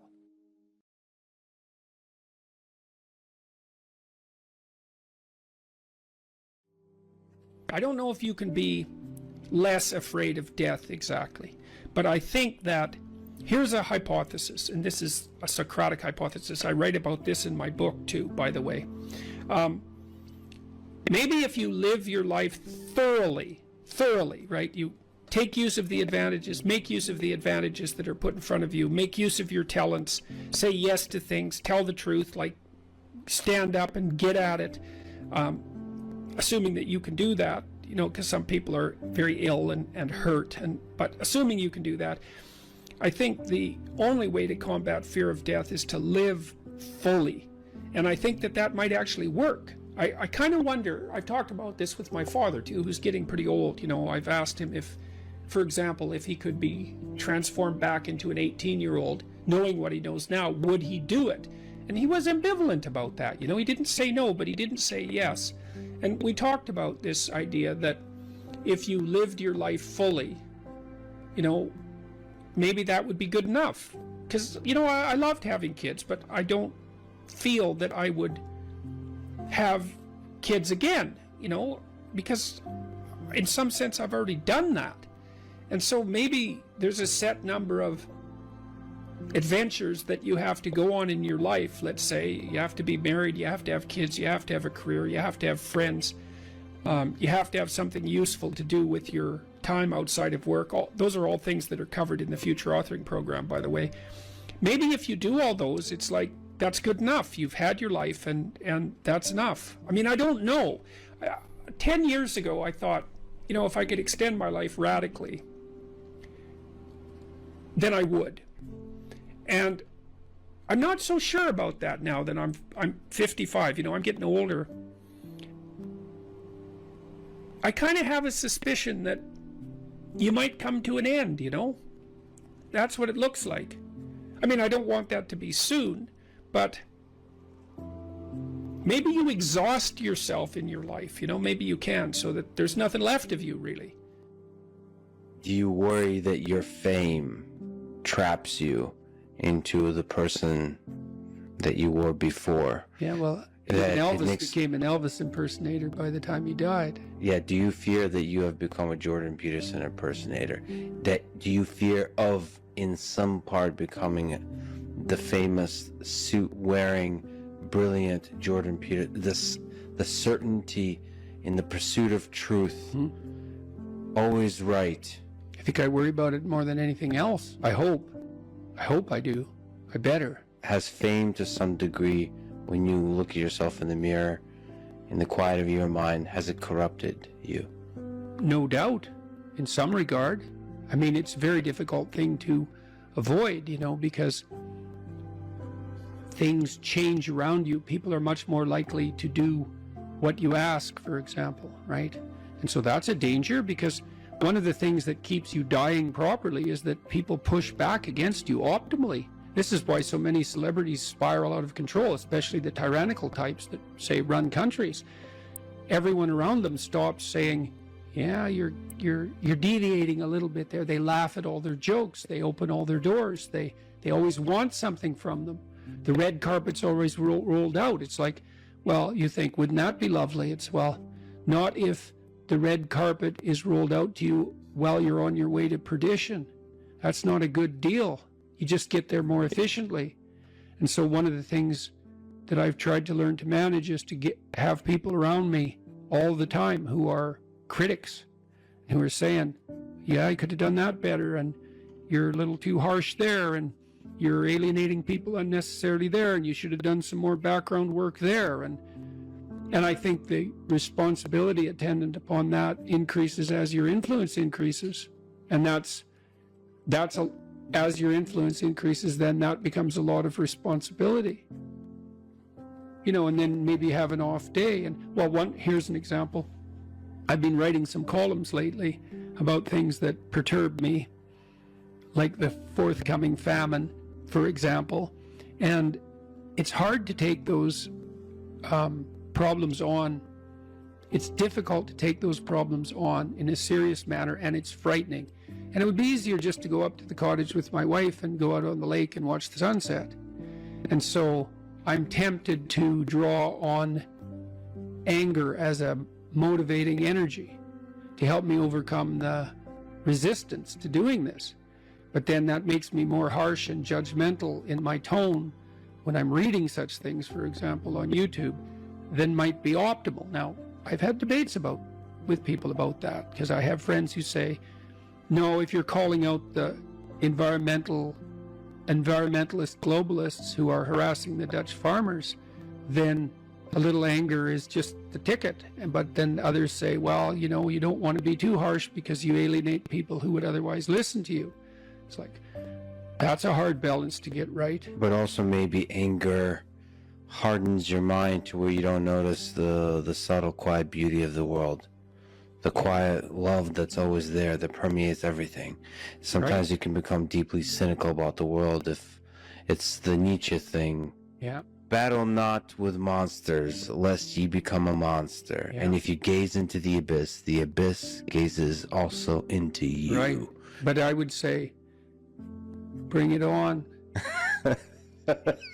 Right? Because that's why I also say, knowing that he's absolutely right, but if you gaze into the abyss long enough, you see the light, not the darkness. Are you sure about that? I'm betting my life on it. Yeah, that's a heck of a bet. Well, that's... Because it might distort your mind to where all you see is abyss. Is abyss, yeah. is the evil in this world. Well, then I would say you haven't looked long enough. You know, that's back to the swords, the flaming swords. It's like, so I said the whole story of Christ was prefigured in that image. It's like the story of Christ psychologically is radical acceptance of the worst possible tragedy. That's what it means. That's what the crucifix means. Psychologically, it's like gaze upon that which you are most afraid of. But that story doesn't end there, because in the story, it has to be a voluntary journey to hell. And maybe that's true for everyone. There is no more terrifying idea than that, by definition. And so then, well, do you gaze upon that? Well, who knows? Who knows? How often do you gaze upon death, your own? How often do you remind yourself that this ride ends? Personally? Personally. All the time. Because you, as a deep thinker and philosopher, it's easy to start philosophizing and forgetting that you might die today. The angel of death sits on every word. How's that? How often do you actually consciously... All the time. Notice the angel? All the time. I think it's one of the things that made me peculiar. When I was in graduate school, you know, I thought about, I had the thought of death in my mind all the time. And I noticed that many of the people that I was with, these were people I admired fine. That wasn't part of their character, but it was definitely part of mine. I'd wake up every morning. This happened for years. Think, time's short, get at it. Time's short, get at it. There's things to do. And so that was always, it's still there. And it's still there with, I would say, and it's unbearable in some sense. Are you afraid of it? Like what's Afraid your of death? relationship? Yeah. You know, I was ready to die a year ago. And not casually. I had people I loved, you know. So no, I'm not very worried about me, but I'm very worried about making a mistake. Yeah. I heard Elon Musk talk about that a couple of months ago. It was really a striking moment. Someone asked him about death, and he said, just offhand, and then went on with the conversation. He said, that'd be a relief. And then he went on with the conversation. And I thought, well, you know, he's got a lot of weight on his shoulders. I'm sure that part of him thinks, it'd be easier just if this wasn't here at all. Now, he said it offhand, but it was a telling moment in my estimation. So for him, that's a why live question. Hmm? The exhaustion of life. Yeah, yeah. If you call it life is suffering, but Yeah. the hardship. I'm more afraid of hell than death. You're afraid of the thing that follows. I don't know if it follows or if it's always here. And I think we're going to find out. What's the connection between death and hell? I don't know. And I don't know. I don't know. Is there something that needs to be done before you arrive? You're more likely to die terribly if you live in a manner that brings you to hell.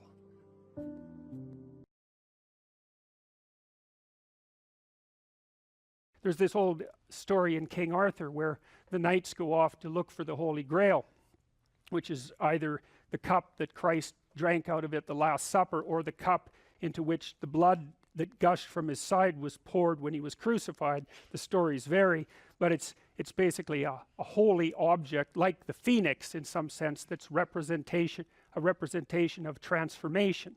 So it's an ideal, and so King Arthur's knights who sit at a round table, because they're all roughly equal, go off to find the most valuable thing, and where do you look for the most valuable thing when you don't know where it is? Well, each of the knights looks at the forest surrounding the castle and enters the forest at the point that looks darkest to him. And that's a good thing to understand, because the gateway to wisdom and the gateway to the development of personality, which is exactly the same thing, is precisely through the portal that you do not want to climb through. And the reason for that's actually quite technical. This is a Jungian presupposition too, is that, well, there's a bunch of things about you that are underdeveloped, and a lot of those things are because there's things you've avoided looking at because you don't want to look at them, and there's parts of you you've avoided developing because it's hard for you to develop those parts. And so it's by virtual necessity that what you need is where you don't want to look, because that's where you've kept it. And so, and that's why there's, you know, an idiosyncratic element of it for everyone. Your particular place of enlightenment and terror is not going to be the same as yours, except that they're both places of enlightenment and terror. So they're equivalent at one level of analysis and different at another. So anyways, back to fiction and what it does, it distills truth, and it produces characters that are composites, and the more they become composites, the more they approximate a mythological character, and so they become more and more universally true and more approximating religious deities. But the problem with that is they become more and more distant from individual experience. And so with literature, there's this very tight line where you need to make the character more than merely human, but not so much of a god that, you know, one of the things that happened to Superman in the 1980s, Superman started out, he's got a heavenly set of parents, by the way, and an earthly set of parents, and he's an orphan like Harry Potter.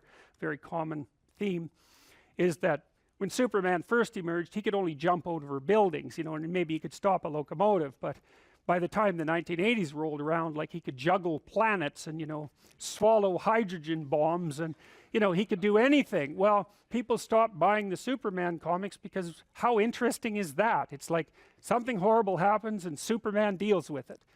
And something else horrible happens and Superman deals with it. And it's like, that's dull. He turned into such an archetype. He was basically the omniscient, omnipresent, omnipotent God, and that's no fun. It's like God wins, and then God wins again, and then again God wins, and, you know, so then they had to weaken him in different ways with kryptonite, you know. So green kryptonite kind of made him sick, and red kryptonite, I think, kind of mutated him, if I remember correctly. And anyways, they had to introduce flaws into his character so that there could be some damn plot, and that's something to think about, you know. There's a deep existential lesson in that your being is limited and flawed and fragile.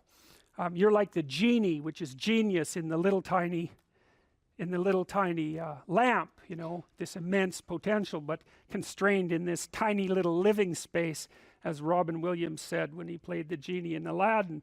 But the fact that you have limitations means that the plot of your life is the overcoming of those limitations, and that if you didn't have limitations, well, there wouldn't be a plot, and maybe there would be no life. And so that's part of the reason why perhaps you have to accept the fact that you're flawed and insufficient, and live with it and consider it a precondition for being.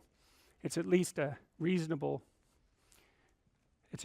idea. So anyways, one of the main characters is the country, the known, the explored territory. We went over that a bit, and it always has two elements. I mean, your country is your greatest friend and your worst enemy, you know, because it squashes you into conformity and demands that you act in a certain manner, and reduces your individuality to that element that's tolerated by everyone else, and it constrains your potential in a single direction. And so it's really tyrannical, but at the same time it provides you with a place to be and all of the benefits that have accrued as a result of the actions of your ancestors and all the other people that you're associated with. So there's the good tyrant, or the bad tyrant, and the good king, and those are archetypal figures, and that's because they're always true, and they're always true simultaneously,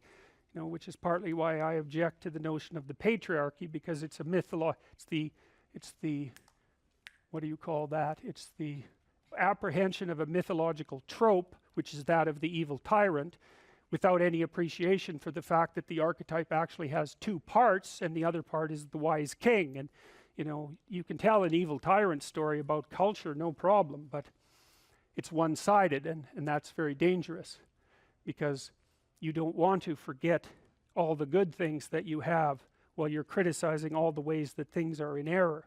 That's a lack of gratitude, and it's a lack of wisdom, and it's founded in resentment, and it's very dangerous, both personally and socially. I told you that Captain Hook is a tyrant because he's got this crocodile chasing him, and the crocodile has a clock in its stomach, and that's death. It's like, obviously, right? Tick, tick, tick, tick. And it's a crocodile, and it's under the water, and it's already got a taste of him, so he's being chased around by death, and that makes him terrified and resentful and cruel and bitter, and so he's a tyrant. And he wants to wreak havoc everywhere. And then Peter Pan, of course, looks at Captain Hook and thinks, why the hell should I grow up and to be a tyrant and sacrifice all the potential of childhood? And the answer to that is, the potential sacrifices itself if you don't utilize it as you mature, and you just end up a 40-year-old lost boy, which is a horrifying thing to behold. It's almost as if you're the corpse of a child, the living corpse of a child, because who the hell wants a 6-year-old, 40-year-old? You're a little on the stale side by that point, and not the world's happiest individual. So, you know, your potential is going to disappear because you age anyways, and so you might as well shape that potential in a particular direction and at least become something, no matter how limited, rather than nothing. So,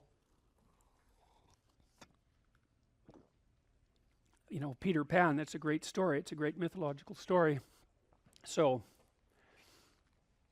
well, so let's talk about tyrants. Well, not only are they mythological figures, but they exist and they tend to be deified. I mean, Stalin was, for all intents and purposes, God the Father in Soviet Russia, although he was pretty much only the worst elements of Old Testament God, who was, you know, constantly smiting people and wiping out populations and doing all sorts of things that seemed to be quite nasty. But nonetheless, you know, people worshipped him in many ways, and he's a representation of just exactly what goes wrong when things really go wrong, when people stop paying attention and when they all lie. Because one of the things that characterized the communist state was that no one ever got to say anything they actually believed, ever.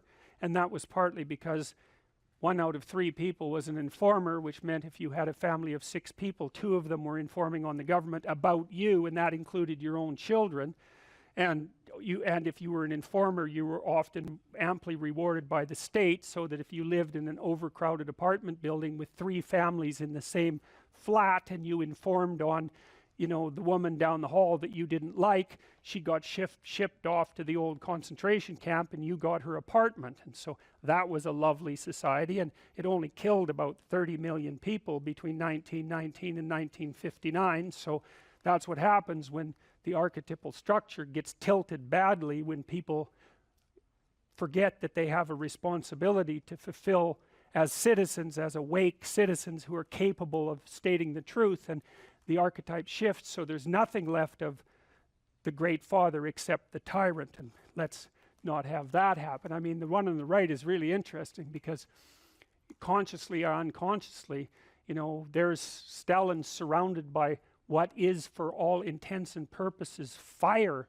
You know, he looks like Maleficent in Sleeping Beauty when she shows up at Aurora's christening.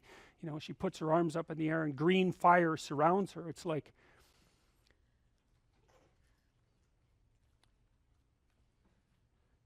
he's surrounded by fire, and there's Lenin above him, who's like king of the fiery realm, and that's for sure. So I mean, all the terrors that happened in the Soviet Union didn't start under Stalin, they started under Lenin, and Stalin was definitely Lenin's legitimate son, let's put it that way. You know, if you don't know what you should do with your life, you don't know who you should be, sometimes you think about that as what career you should pursue. But here's another way of thinking about it. It's kind of a SEAL's ethos that Congressman Crenshaw detailed out. Here's some things you could be. Those are my words, these are his. You'll be someone who's never late.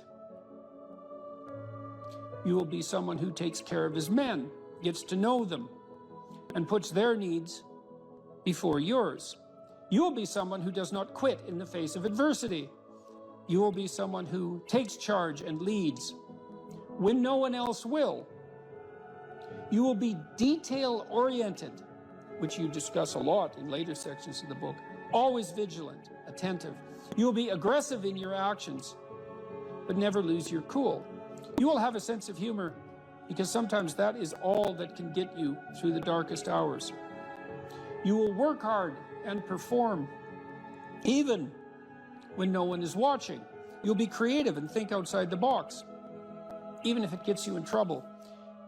You're a rebel, but not a mutineer.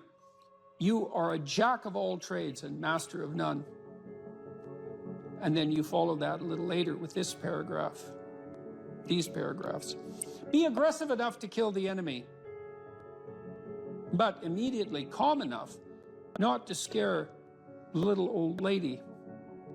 You'll be that man who's mentally tough enough to operate in horrific chaos, then immediately transition to tranquility, all without mentally breaking. You will effectively transition from hyper-masculine aggressor to gentle caretaker. You'll be both a warrior and a gentleman.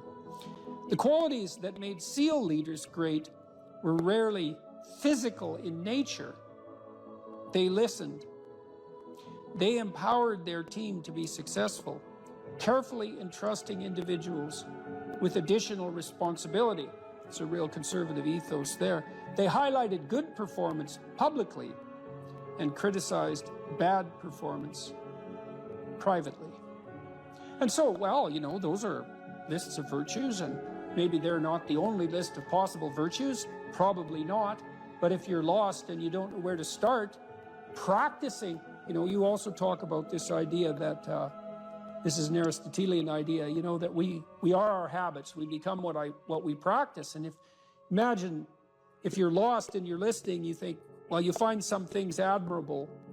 Well, you could practice those things, and you can practice them locally and minimally in your own relationships, and you can start to get good at them. And as you get good at them, well, you get better at them, right? And then you can broaden out the scope of your action into a wider purview.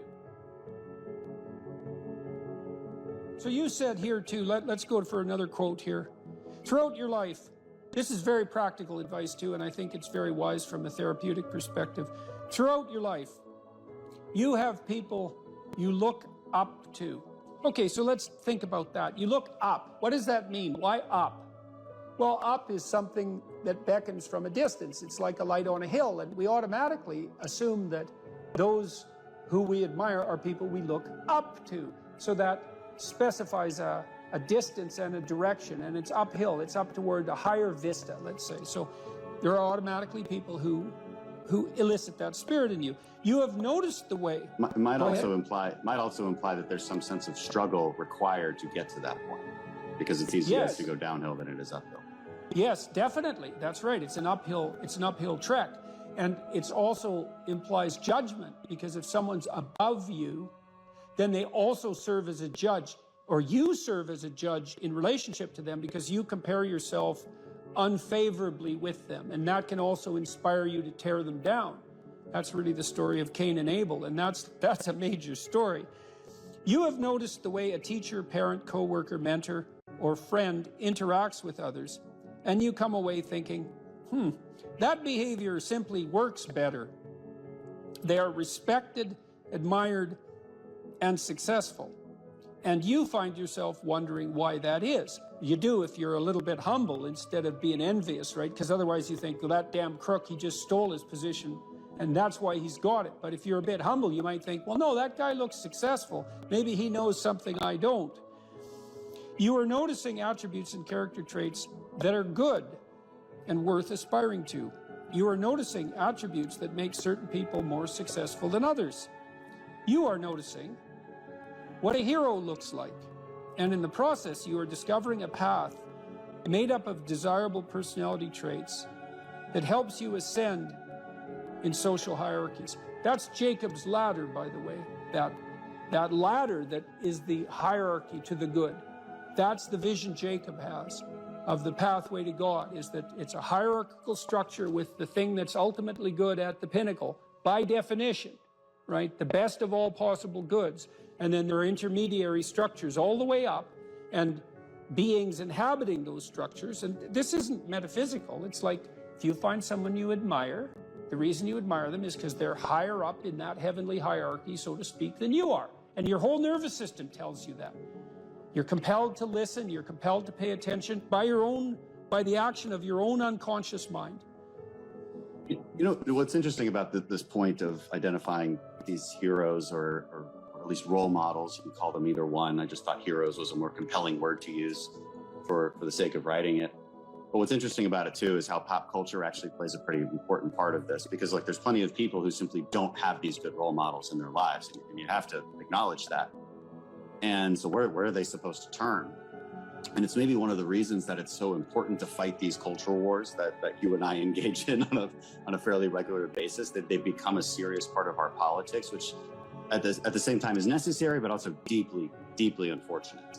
I do think the attack on pop culture from this progressive victimhood left has reached a ceiling. I think there's a serious backlash. You look at movies like Top Gun, the recent one, Top Gun, and maybe like the highest grossing of all time. Absolutely phenomenal movie, really fun to watch. Why? Because it just had all of these classical virtues infused within it, about relationships and about how you treat people and what the consequences are for treating people as such. these things speak to people in a deeper way. They can't necessarily articulate them, but they understand it when they see it. And there's these sort of radical minorities that are very loud that want that changed. You know, they want something else to be on that hill. But people react against it because it's not true. There's no truth to that. Yeah, well, yeah, and something cries out from inside of them then, and that can be appealed to by a storyteller. I saw the same thing in the Marvel Avengers series, is that there is a return to any wide range of classical virtues, certainly brotherhood, a kind of a military ethos, sacrifice, a striving upward, certainly masculine virtues, the combination of the Hulk and Iron Man, for example. There's a monstrous element to the Hulk, but he's a hero in a strange sense, and he's also the revitalizing force for Iron Man when he just about dies, and that's all. The reason those movies were so necessary and so attractive is because they are, in fact, addressing a radical conceptual void in the culture, and it's a void that you're addressing in your book, especially with your appeal, trifold appeal, let's say, to duty, responsibility, and humor at the same time, right? Which is a kind of stoicism in the face of catastrophe. You know, so, because this is a big problem in life. Imagine you're aiming for something and then something happens to make it impossible, or you find out that it's the wrong thing because you were aiming in the wrong direction. Well, so then what do you have to rely on to set you right? It's not your aim, obviously, but it might be your capacity to take new aim, and that's bloody well dependent on your character. That's for sure. And so I don't think there is a more fundamental aim than what you should be, and there's no better way of characterizing what you should be than that you should fortify your character.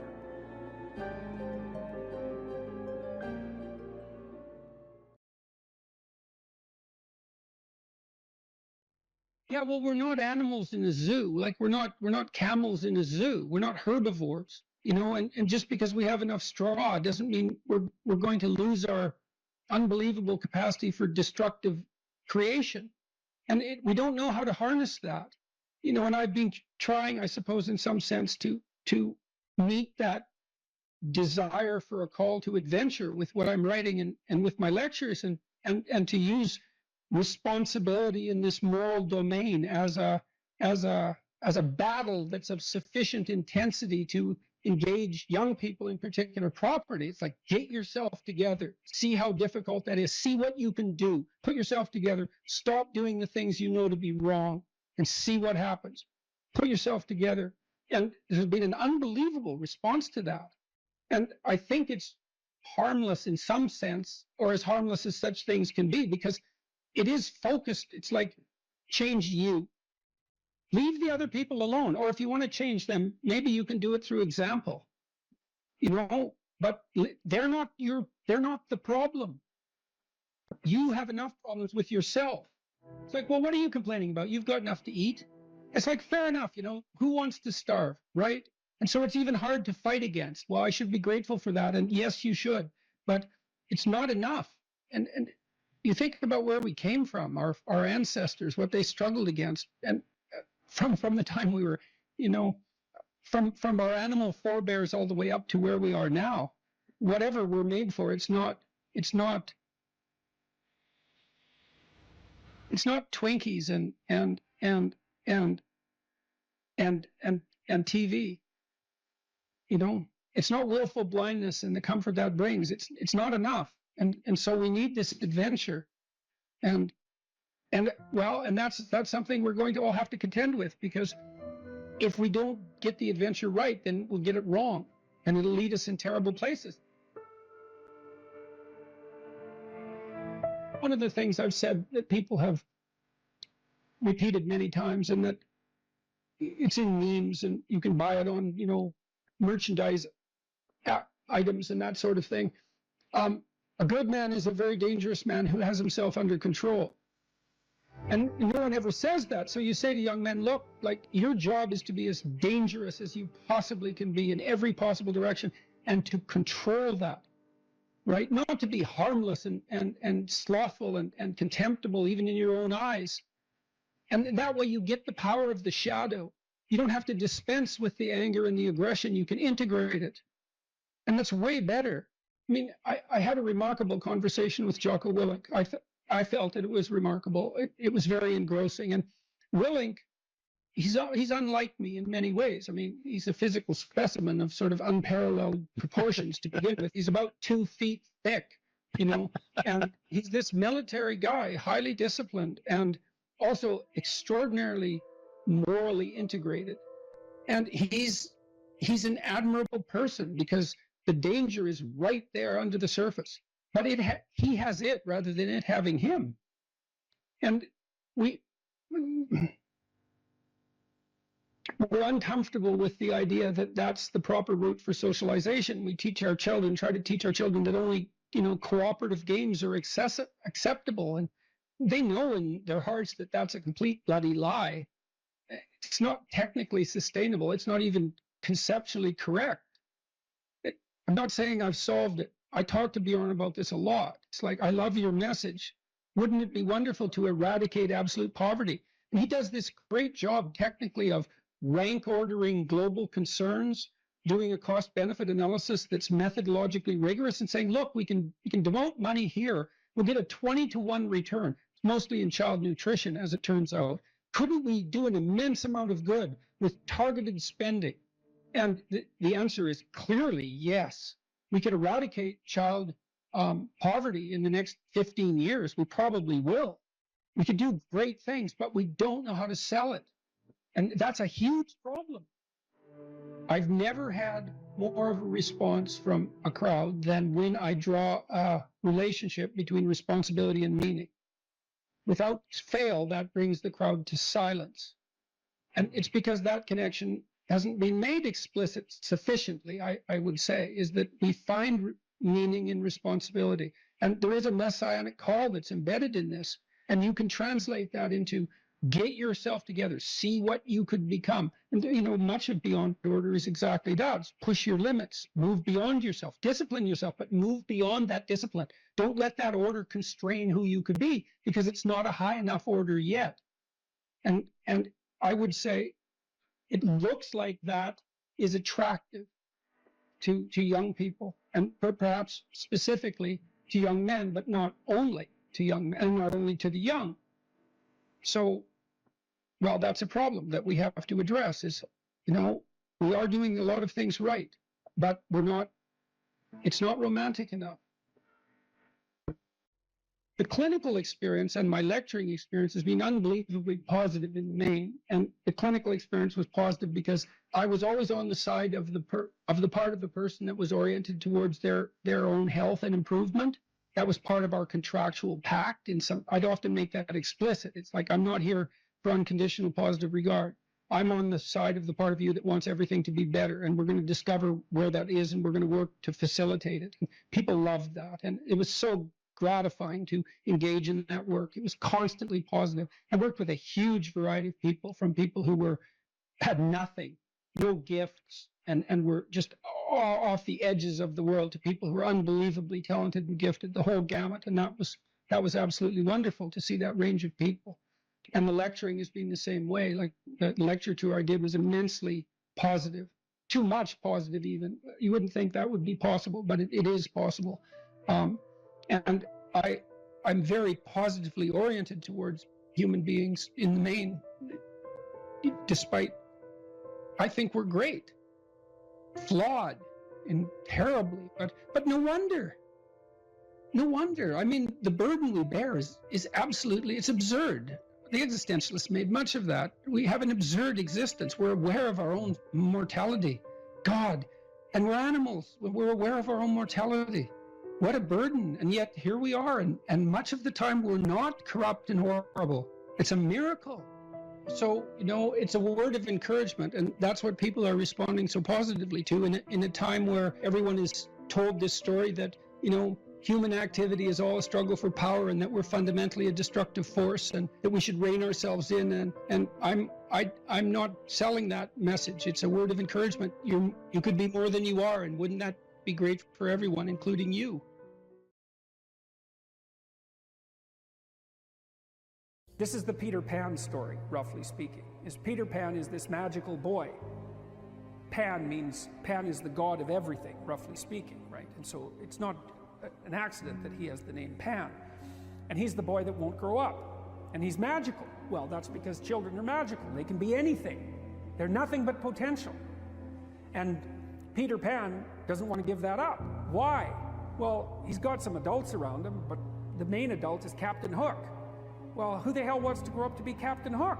First of all, you've got a hook. Second, you're a tyrant. And third, you're chased by the dragon of chaos with a clock in its stomach, right? The crocodile. It's already got a piece of you. Well, that's what happens when you get older. Time has already got a piece of you. And eventually, it's got a taste for you. And eventually, it's going to eat you. And so Hook is so traumatized by that he can't help but be a tyrant. And then Peter Pan looks at traumatized Hook and says, well, no, I'm not sacrificing my childhood for that. So that's fine, except he ends up king of the Lost Boys. In Neverland, well, Neverland doesn't exist, and who the hell wants to be king of the Lost Boys? And he also sacrifices the possibility that he'll have a real relationship with a woman, because that's Wendy, right? And she's kind of conservative, middle-class, London-dwelling girl. She wants to grow up and have kids and have a life. She accepts her mortality. She accepts her maturity. Peter Pan has to content himself with Tinkerbell. She doesn't even exist. She's like the fairy of porn. She doesn't exist. She's the substitute for the real thing.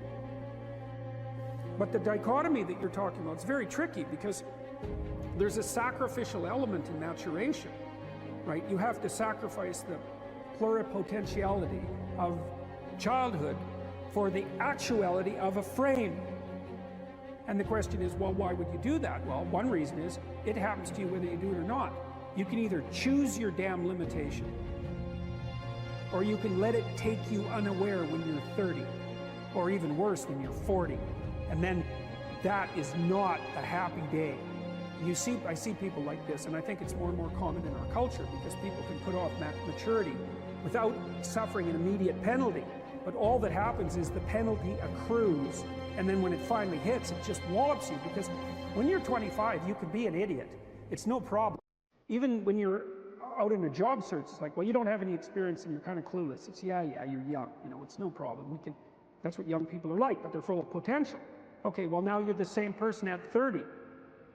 It's like people aren't so thrilled about you at that point. It's like, what the hell have you been doing for the last 10 years? Well, I'm just as clueless as I was when I was 22. Yeah, but you're not 22.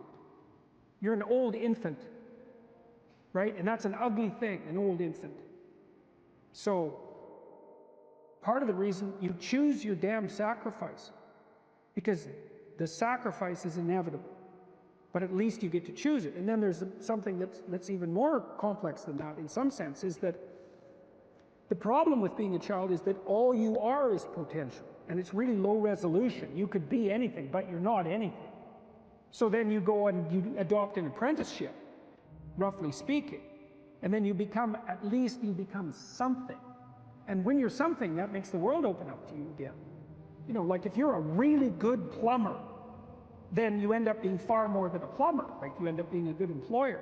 You know, if you're a really good plumber, well, then you have some employees, you run a business, you train some other people, you enlarge their lives, you're kind of a pillar of the community, you have your family.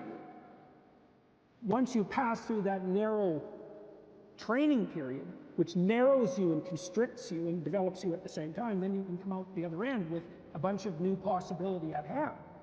And Jung talked about that. He thought that part of the proper path of development in the last half of life was to rediscover the child that you left behind as you were apprenticing.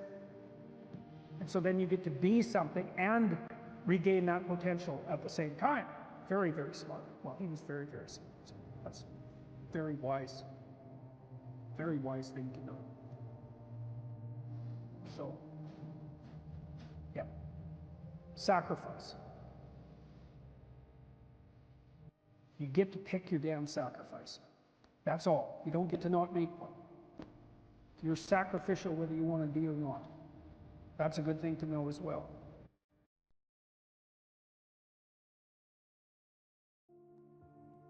We've met some of your fans. And we got the impression they were all male fans, the ones that we talked to, and that they were struggling with their manhood, and that you give them this message that it's okay to be a man. It's not okay. It's necessary. What the hell are we going to do without men? You look around the city here, you see all these buildings go up, these men, they're doing impossible things. They're under the streets, working on the sewers, they're up on the power lines, in the storms and the rain. They're keeping this impossible infrastructure functioning, this thing that works in a miraculous manner. They work themselves to death, and often literally. And the gratitude for that is sorely lacking, especially among the people who should be most grateful. You see university professors, especially of the social justice bent, who are among the most protected and privileged people that the world has ever produced. They take everything they have for granted, failing to understand entirely that there's a massive infrastructure of unbelievably hardworking, solidly laboring, working class men breaking themselves in half on a regular basis, making sure that everything that always breaks works. And so a little gratitude for that is in order. And it's very useful to tell everyone, not just men, that they have an important role to play, a necessary role, and that if they act properly and honestly and forthrightly, that they can put their lives together and they can help their families and they can make their communities better, and that that's not toxic masculinity, that appalling phrase. It's what keeps the world going round. If we had any sense, we'd understand that, instead of doing everything at every possible moment to label what we have in the West as oppressive and patriarchal and fundamentally predicated on power, of all the insane propositions. My audiences are often composed mostly of men between, say, 20 and 35, not exactly young, but young enough. And they're desperate for a discussion about responsibility and fair play and noble being and working properly in the world, and the idea, and to hear the idea that their lives actually matter, that if they straighten themselves up and fly right, that they'll have a beneficial effect on themselves and their family and the community, and that the world is starving for that. And for them as individuals, not for them as a group, but for each of them as individuals. So, yeah, it breaks me up. Every time the topic comes up, it breaks me up, because it's so damn sad. And we're so stupid. We're alienating young men. We're telling them that they're patriarchal oppressors and denizens of rape culture and you know, tyrants in waiting, and we fail to discriminate between their competence and their tyranny. And it's awful. It's so destructive. It's so unnecessary, and it's so sad. And so whenever I think about it, especially because of all that I've seen of it, it makes me sad, like deeply.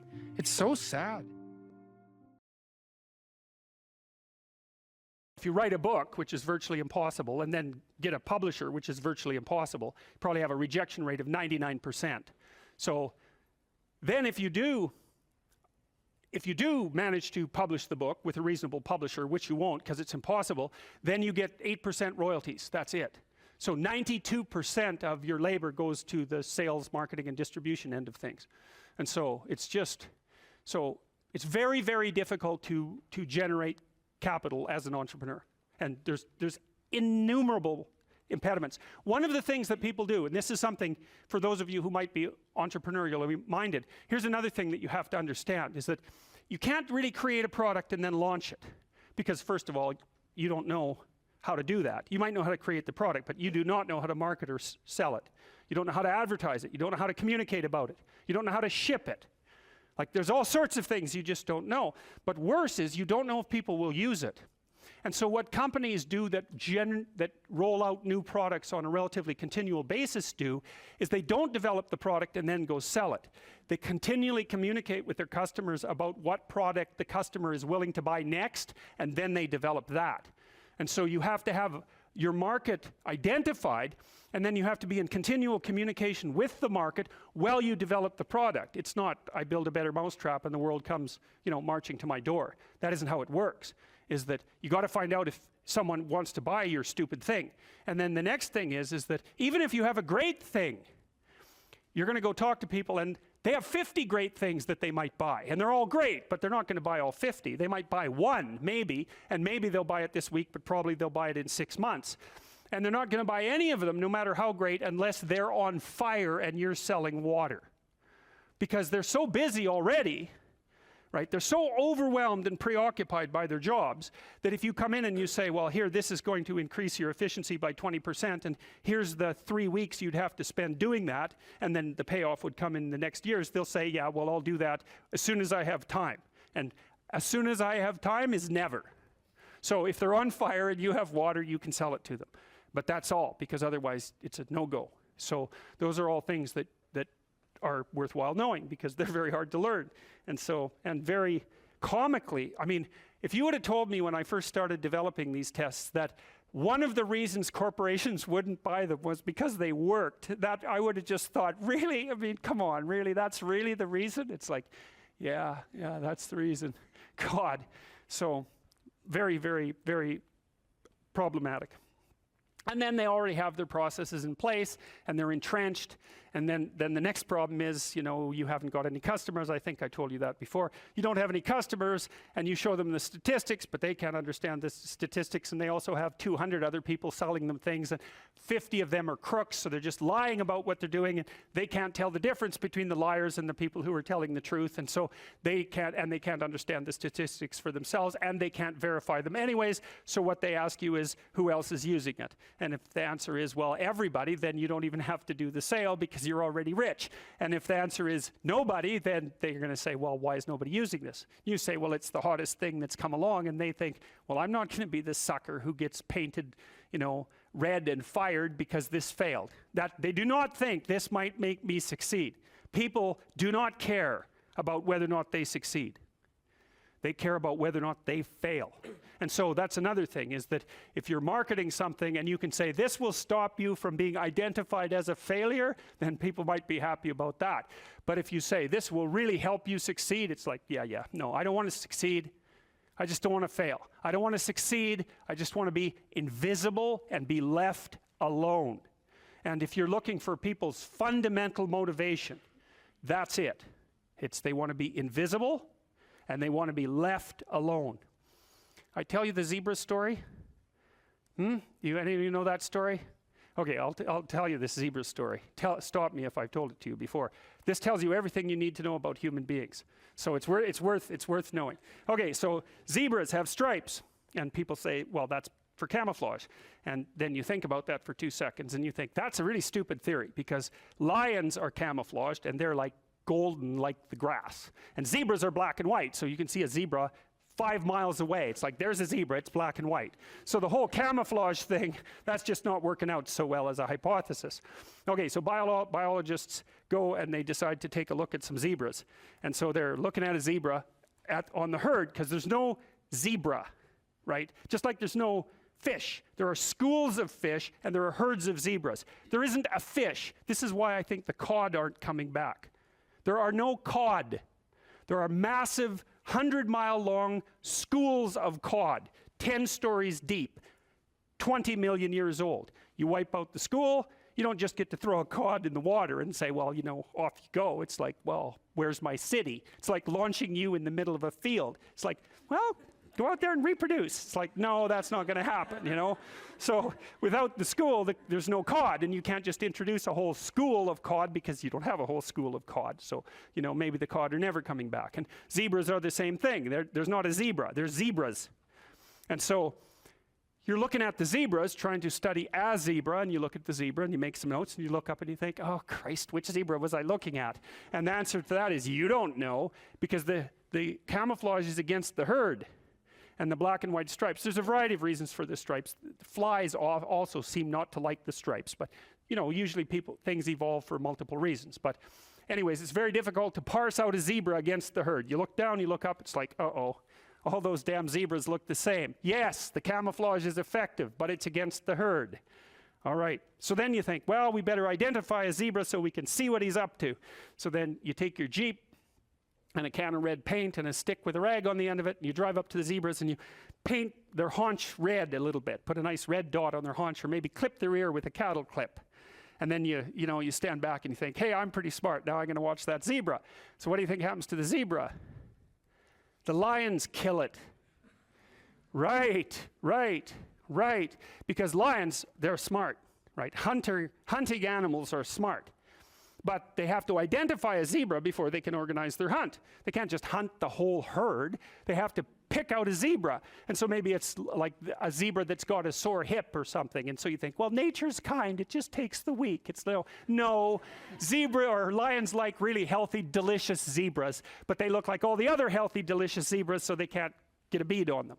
But if they're small and just born, or if they're limping, or there's something that identifies them, then the lions can pick them out. And then they do pick them out.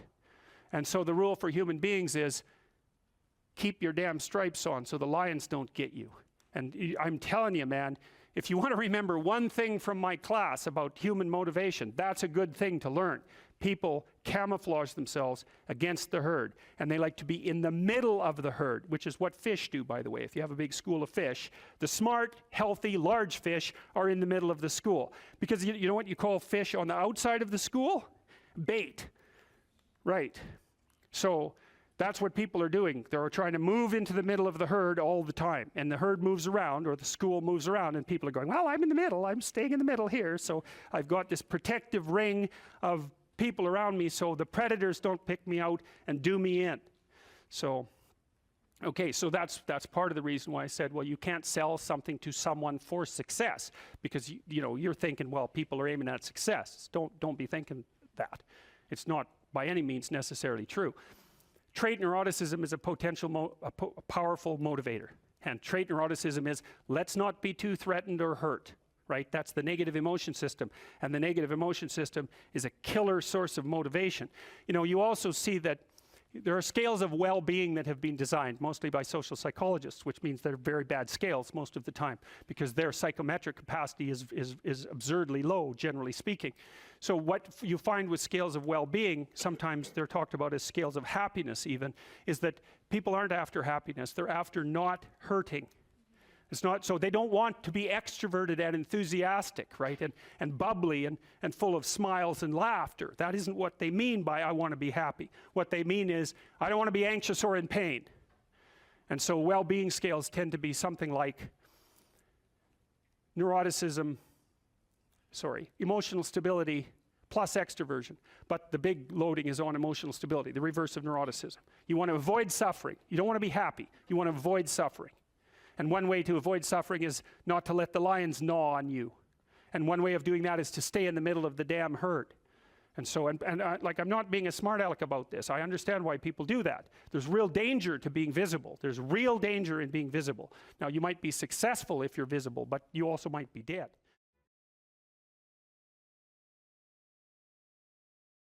If you're hungry, it's not a deterministic drive. It's a subpersonality that has a goal, and then it has a bunch of action patterns that are going to work in reference to that goal. It has a bunch of perceptions that suit that goal, and it organizes your emotional responses around that goal. And so to think about it as a personality is it's a much more intelligent way to look at it. One other thing about Skinner's rats, Skinner could get rats to do almost everything, and he would reward them with food. And so he had a simple rat model, but his rats were starved down to 75% of their normal body weight. So not only were they not social, gregarious rats like rats are, because they were isolated, they were genetically altered from wild rats, but they also weren't as complex as a real rat because they were starving. And so, but a starving rat is a pretty good model of a rat, and a rat is a pretty good model of a person. But a lot of our models of simple behavioral learning were based on starving, isolated rats. So, anyways, how to think about motivation? We'll think about it from the hypothalamic perspective. So we could say one thing that motivation does is set goals. We could say that emotions track progress towards goals. And I'm going to use that schema even though it's not exactly right. So you say, well, motivation determines where you're going to aim. So if you're hungry, you're going to aim at something to eat. And then That will organize your perceptions so that you zero out everything that isn't relevant to that task, which is almost everything. You concentrate on those few things that are going to facilitate your movement forward. When you encounter those things, that produces positive emotion as you move through the world towards your goal, and you see that things are laying themselves out that facilitate your movement forward. Those things cause positive emotion. And if you encounter anything that gets in the way, then that produces negative emotion, and it can be like threat, because you're not supposed to encounter something that gets in the way. It can be anger, so that you move it away. It can be frustration, disappointment, grief. Those would, if you had a response that serious to an obstacle, it would probably punish the little motivated frame right out of existence. You know, so you walk downstairs and, I don't know, the contracting company has set a wrecking ball through your kitchen. It's like, that's going to be disappointing. You're not going to keep eating the peanut butter sandwich in the rubble. That little frame is going to get punished out of existence, and some new goal is going to pop up in its stead. And you know, one of the things we're going to try to sort out is, how do you decide when you've encountered an obstacle that's so big that you should just quit and go do something else? Because that's not obvious. You know, and you can get into counterproductive persistence pretty easily. So we don't know how people solve that problem. It's a really complicated one. So anyways, we're going to work on that scenario. Your hypothalamus pops up micro goals that are directly relevant to biological survival. That produces a frame of reference. So it's not a goal, it's not a drive, and it's not a collection of behaviors. It's a little personality. And the personality has a viewpoint, it has thoughts that go along with it, it has perceptions, it has action tendencies, all of that. You can see this in addiction, most particularly. So one of the things that you find often with people who are alcoholic is they lie all the time. And that's because when they've built a little alcohol dependent personality inside of themselves, or a big one, maybe it's 90% of their personality, and one of the things that consists of is all the rationalizations that they've used over the years to justify their addiction to themselves and to other people. And so the addiction has a personality, you know, and so when the person is off, or maybe they're addicted to meth or something like that, where, you know, the addiction is more, it's more short-term powerful, than I would say, than an alcohol addiction. They'll say anything, and the words are just tools used to get towards the goal. And if they happen to be deceptive, whatever, it doesn't matter. They're just practical tools to get towards the goal. And then when you get towards the goal and you take a nice shot of meth or something like that, you reinforce all those rationales that you used to get the drug, and then the next time you're even a better deceiver and liar. So, okay, so we're going to say motivations, one way of thinking about it is they set goals, but it's not the right way of thinking about it. They produce a whole framework of interpretation. And so we're going to think about that framework of interpretation. And then emotions emerge inside of that. So that's it. So the world is framed, motivation set goals. You could say the world has to be framed. So motivation sets that frame. Goals, emotions, perceptions, and actions. And then actions track progress. So positive emotion says you're moving forward properly towards your goal. And if you encounter something you don't expect, you stop. That's anxiety. It's like, oh, we're not where we thought we were. And so we don't know what to do, so we should stop, because we don't know where we are or what we're doing. Stop, frozen. And then the more powerful negative emotions like pain, they might make you get out of there. So emotions, forward, stop, reverse. That's your emotions within that motivated frame. So, and that's another example of how your mind is embedded in your body. Your emotions are like they're offshoots of action tendencies. That's the right way to think about it, because action is everything fundamentally. So what are some basic motivations? Most of these are regulated by the hypothalamus, by the way, and that tells you just how important a control system it is. The other thing that's useful to know about the hypothalamus is that it has projections going up from it that are like tree trunks, and inhibitory projections coming down that are like grapevines.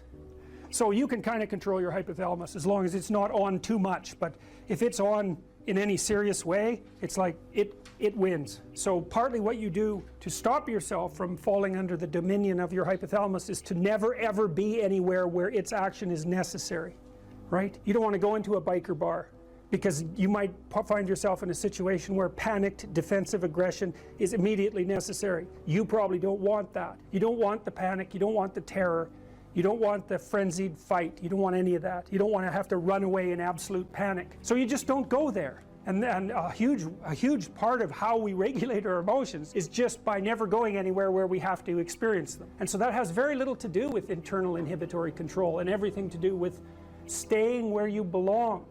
So, okay, so basic motivations: hunger, thirst, pain. Pain is not regulated by the hypothalamus, that's a different circuit. Anger / aggression, thermoregulation, panic and escape, affiliation and care, sexual desire, exploration, play.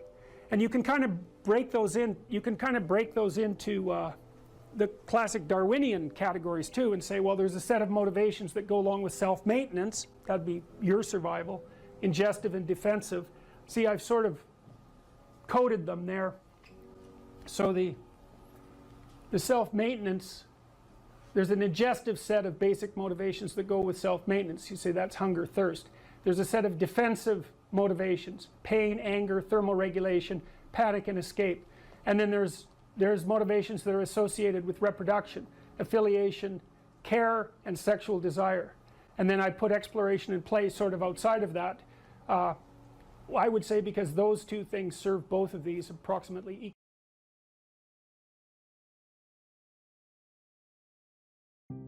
I don't know what the hell you should do with your life. I can help you figure it out, maybe. We can talk about it, but you are the person who has to decide if the things that you're aiming for, you know, get you out of bed in the morning. And then you got to specify the transformation processes and start practicing them. And you have to understand that you're going to be bad at it, but it doesn't matter, because bad's fine. Persistent is what you need to be. If you persist, with tiny improvements, if you persist, you win. It's direction that produces primary positive emotion. And so if you need positive emotion to move through life, which you do, because you can't even move without positive emotion, and also positive emotion is a good bulwark against terror and pain. If you need those things, then you need direction, you need a goal, you need a value structure. You let all that nonsense burn away. And you might say, well, I don't know what I should leave behind. And the answer to that is, that's a lie.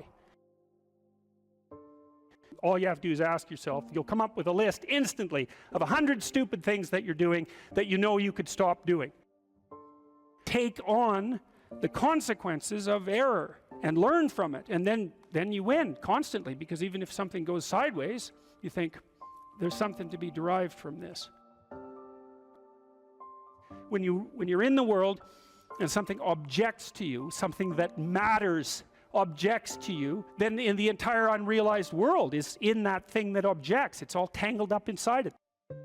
That's why it's the great dragon of chaos. It's everything that's outside of your conceptual structure. And what is that? It's everything that lurks outside of your walled city. And it's manifested itself like the snake in the garden. And the easiest thing to do is say, I'm not having anything to do with that. But the problem with that is, well, you get your C- and you don't do anything about it. Maybe you're a little bitter and more resentful, and your study habits get a little worse. So the next time you get like a D+, and then you collect a bunch of Fs, and then you stop going to school, and then you stop showering, right? Then you end up jumping off the bridge. And so that's how the dragon eats you, when you don't pay attention to it. And so it's no bloody wonder that people avoid, you know. It's really no wonder that they avoid, because error messages contain within them the implicit world. Now, the upside of that is, well, they contain within them the implicit world. And the world isn't all negative. And so maybe you get your C-, and that's actually the best gift you ever got, because somebody finally took you and went, whack, you know, clue in. And so you take that apart and you think, oh, I don't know how to write. I don't know how to think. I've never read anything in my life. My study habits are abysmal, you know, like maybe I'm working at 2% efficiency, which it's like, to find that out is so optimistic. I mean, if you're barely hanging in there, but you're only working at 2%, you might imagine what you could have as a life if you're working at like 50%. So the C- can be the best gift you ever had, and that's the gold that the dragon hoards. That's exactly what that means. That doesn't prove that you're stupid. Now, it implies that you might be stupid, but it doesn't, really, it does, and that's why you don't want to look at it. Maybe it implies that you're lazy, or implies that you're ignorant, or like it implies all sorts of terrible, but you don't want to leap to that, and that's sort of the proclamation of innocence before guilt. You are the thing that is, and you're the thing that becomes, and you should put the thing that becomes at a higher place than the thing that is. That means you also have to allow yourself to shake off those things about you that you might be pathologically attached to, habits and people, for that matter, ways of thinking, all of those things, you have to allow yourself to shake those off, and that's more like a burning. That's why the phoenix is the symbol that it is, right? It's old and it deteriorates, it bursts into flame, and then it's reborn. It's like, well, do you want to be reborn? It's like, well, that's not the question. The question is, do you want to burst into flame? And the answer to that generally is no, but that's the wrong answer. The right answer is you let all that nonsense burn away. And so then you look at the micro routines. It's okay, well, I got a C- in this course. Maybe I should study for that course 15 minutes more a day for the next 3 months. And then you ask yourself, do you think you could do that? No, I'm too useless. Okay, how about 15 minutes every second day? You think you could do that? You put it in your schedule, like 15 minutes every second day in the morning. And that's, well, you think, well, what's wrong with me? Well, I'm not very good at managing my study schedule. That's not quite down here at the behavioral level, but it's pretty close, because what you can take an action. You can open up your schedule and you can say, well, I'll mark 15 minutes aside. Then you can practice doing that. It's pretty low level in the hierarchy. It means, well, you're still not a horrible person. You just got to polish up your work ethic. It's like, shut the hell up most of the time. But now and then you don't shut up because it's time to say something. You don't want to make unnecessary enemies, though. Well, you don't want to take yourself apart any more than is absolutely necessary. Develop some of the micro routines on the other side of the personality distribution. So if you're disagreeable as hell, maybe you could start learning how to do nice things for people. And that actually works, by the way. So if you take disagreeable people who are depressed and you get them doing nice things for other people, their depression tends to lift. But then by the same token, if you're agreeable, then you should practice doing some things for yourself and being more tough-minded in your negotiation. You know, you're extroverted. It's like, okay, man, learn to spend some time with yourself, right? You're low in openness. Well, try reading a book that's outside of your, your sphere of interest now and then. If you're conscientious, well, you should probably learn how to relax occasionally, and so forth. So you can, I think partly what you're doing as you're developing your personality is not moving the mean much, the average, where you're located, but you're extending the standard deviation so that you're a bigger bag of tricks than you were before. Life has got its rat's nest of miseries, and that's for sure. And maybe you could even make a categorical statement that life is mostly a rat's nest of misery. And you can make a pretty powerful argument for that. But then there's a counter question, which is, well, what if you tried not to make it any more miserable than it had to be, right? Then what would it be like? I would suspect that most of that misery would go away, because it's the unnecessary misery that really brings you down. It's like, well, if someone has cancer, it's like, that sucks. But it's not like you can say, if only we had done this differently, then that wouldn't have happened. But when someone's out like torturing you in a malevolent way, or maybe you're doing the same, you can always ask yourself, well, is this really necessary? Is this just like a useless add-on to the miseries of life? That's what disheartens people. And so even in your own life, if you aren't suffering from self-imposed misery, and you're only suffering from inescapable misery, maybe you could handle that, and even maybe without becoming irredeemably corrupt. So the goal would be, well, yeah, life is a rat's nest of miseries, and maybe it has no ultimate meaning. We could say that if we're feeling particularly pessimistic, but it still leaves one question open, which is, if you didn't do everything you could to make it worse, how good could you make it be? And the least answer is, well, it could be tragedy, but maybe not hell.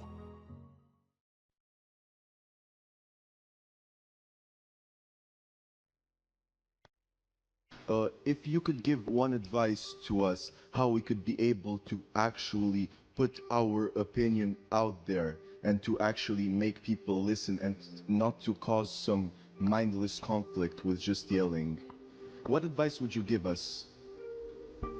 Learn to write. I'm dead serious. Like, I'm dead serious about that. Because writing is formalized thinking. And so the way you write is, first of all, you need a problem. Because why write if you don't have a problem? So this is good advice if you're just writing an essay, by the way, from your classes. It's like, pick a bloody problem that you want to write about, because otherwise it's false right from the start. It's up to you to engage with the material until you find something that grips you, that you desire to investigate. Okay, so you need a problem. Well, the next thing you need to do is, well, you need to have something to say about the problem. So, reading is really good for that. read as much as you can, get your hands on that addresses the problem. Okay, so now you know a bunch of things, or at least provisionally know them. You at least have access to them. Well, now you start sorting through it. It's like, okay, well, maybe I need to summarize what I've learned, and then I need to iron out the contradictions between what I've learned, and I need to elegantly formulate that, and I need to get my word choice right, and my phrase choice right, and my sentence choice right, and I need to organize the sentences into proper paragraphs, and the paragraphs into proper sequence, so that I have a coherent argument. And at the same time, what you're doing is you're integrating your own personality at the highest and most abstract level of organization, and you're sharpening your tools, and you're putting yourself straight, because you're learning to think. You learn to do that by writing. And so I would say, pick some hard problems and learn to write very, very carefully. And when I say pay attention to the word, I mean that. Pick the right words, organize them into the right phrases, get your sentences straight. Like when I wrote my first book, Maps of Meaning, I believe I wrote every sentence in that book 50 times. 50 variants of every sentence. I read it once, I read it again, I read it again, I read it again, and I have a little competition. Which sentence is better? Which sentence is better? I pick that sentence. Do the same with the paragraphs. Over many, many years, you hone your words. They're the most powerful thing about you, bar none. If you are an effective writer and speaker and communicator, you have all the authority and competence that there is. And so you're at university. Maybe you're taking a humanities degree. Well, what's the humanities degree for? To teach you how to think. You learn to think by writing. Now there's more to read, to speak, and all of that. But the best thing you can do is read and write every day. A couple of hours every day. Write about things you find important, and see if you can discover what you believe to be true. And that'll build you a foundation. And it's unbelievably practical. Like if you look at people who are phenomenally successful across life, there's various reasons, but one of them is that they're unbelievably good at articulating what they're aiming at, and strategizing and negotiating and enticing people with a vision forward. It's like, get your words together, man. That makes you unstoppable. And that's the core of the humanities, that idea. Get your words together. Make yourself an articulate creature, and then you're deadly in the best possible way. So, and take that seriously. And I'll end with something too. You students, you might think in your more cynical moments that you have to offer your professors what they want and gerrymander the content of your language to suit their predilections, or what you consider to be their predilections. First of all, it's a very small minority of professors who are corrupt enough to punish you for producing a high-quality essay that they don't agree with. And though that's reprehensible, but it doesn't happen very often. But more importantly, it's the highest academic sin to do that, because what you're here to do is to learn to find your true voice. And every time you deviate from that for expedient reasons, you corrupt yourself. And not in a trivial way, because when you formulate your arguments, that becomes a permanent part of your character. You carry that with you. It becomes part of the structure through which you view the world, and it guides your actions. And so you hold your words pristine, and you work in a dedicated way to become as articulate and clear as you can possibly become. And there's nothing that's more practical and noble than that at the same time. That's why the humanities are so valuable. You think, well, what good is a humanities degree? It's like, well, you come out of here able to speak and think and write, no matter where you go, like you're headed for the pinnacle, and hopefully in a way that's positive for everyone.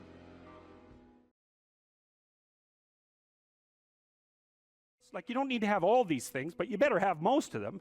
Family, friends, career, educational goals, plans for, time outside of work, attention to your mental and physical health, etc. That's what life is about. And if you don't have any of those things, well, then all you've got left is misery and suffering. So that's a bad deal for you. So So once you set up that goal structure, let's say, and that's really in many ways that's what you should be doing at university. That's exactly what you should be doing, is trying to figure out who it is that you're trying to be, right? And you aim at that, and then you use everything you learn as a means of building that person that you want to be. And I really mean want to be. I don't mean should be, even those things are going to overlap. And it's important to distinguish between those, because that's partly, and this is back down to the micro routine analysis. So if I was saying, well, you're going to try to make yourself more industrious, okay, number one, specify your damn goals, because how are you going to hit something if you don't know what it is? That isn't going to happen. And often people won't specify their goals too, because they don't like to specify conditions for failure. So if you keep yourself all vague and foggy, which is real easy, because that's just a matter of not doing as well, then you don't know when you fail. And people might say, well, I really don't want to know when I fail, because that's painful, so I'll keep myself blind about when I fail. That's fine, except you'll fail all the time then. You just won't know it until you've failed so badly that you're done. And that can easily happen by the time you're 40. So I would recommend that you don't let that happen. So that's willful blindness, right? You could have known, but you chose not to. Okay, so once you get your goal structure set up, you think, okay, if I could have this life, looks like that might be worth living, despite the fact that it's going to be, you know, anxiety provoking and threatening, and there's going to be some suffering and loss involved and all of that. Obviously, the goal is to have a vision for your life such that, all things considered, that justifies your effort. Okay, so then what do? Well, then you turn down to the micro routines. It's like, okay, well, this is what I'm aiming for. How does that instantiate itself day to day, week to week, month to month? And that's where something like a schedule can be unbelievably useful. Google Calendar. It's like, make a damn schedule and stick to it. Okay, so what's the rule with the schedule? It's not a bloody prison. That's the first thing that people do wrong. They say, well, I don't like to follow a schedule.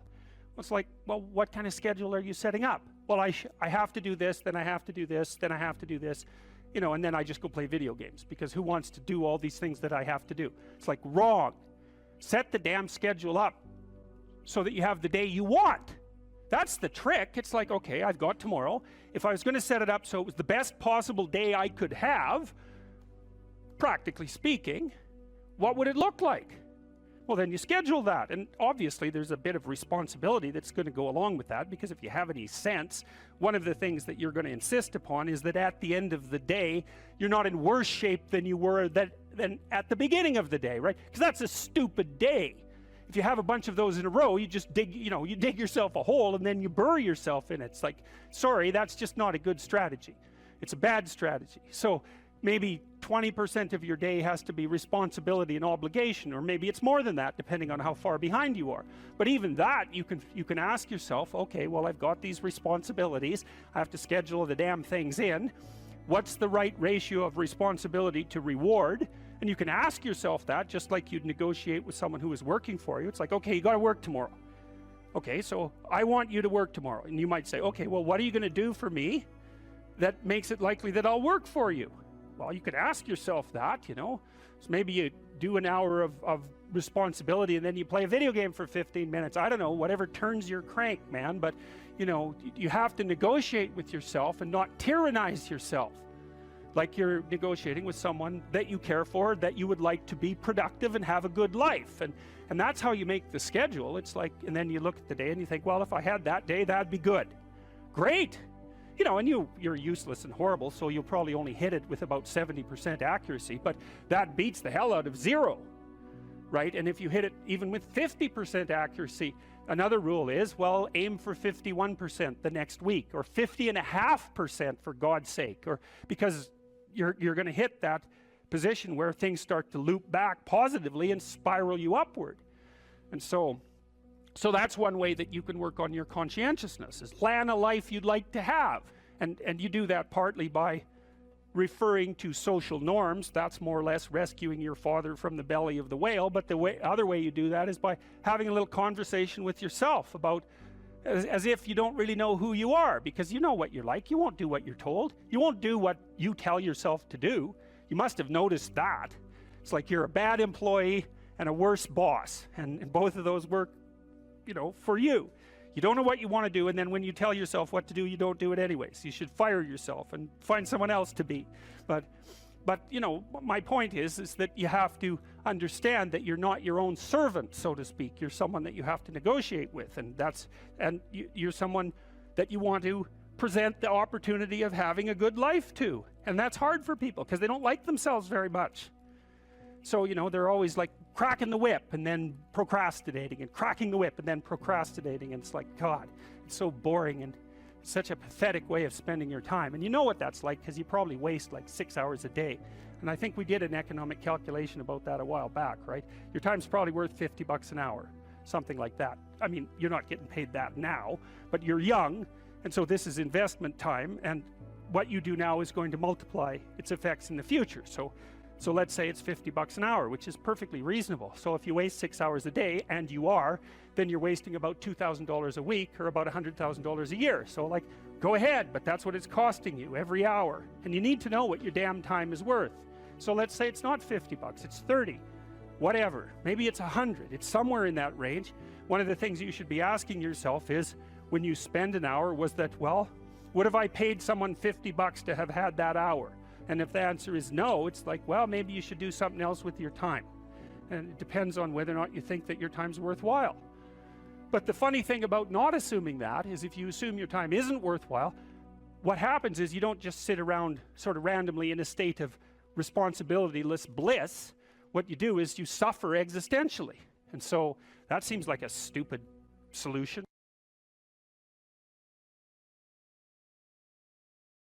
I wouldn't consider myself either naive or a particularly optimistic person. I don't think I'm either of those.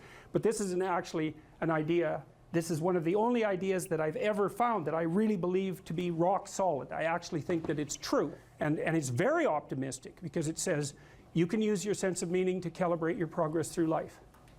But there's rules. You have to aim at the highest possible good that you can conceive.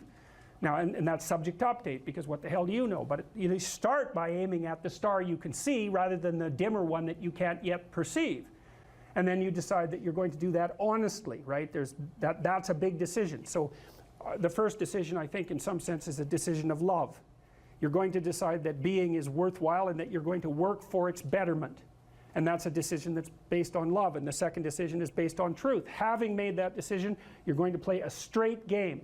Having made those two decisions, I think that you can allow your sense of meaning to calibrate your pathway.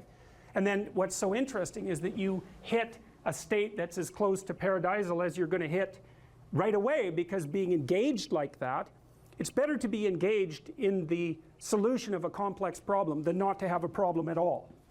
And that's no different than saying it's better for there to be being than non-being, because being is a problem.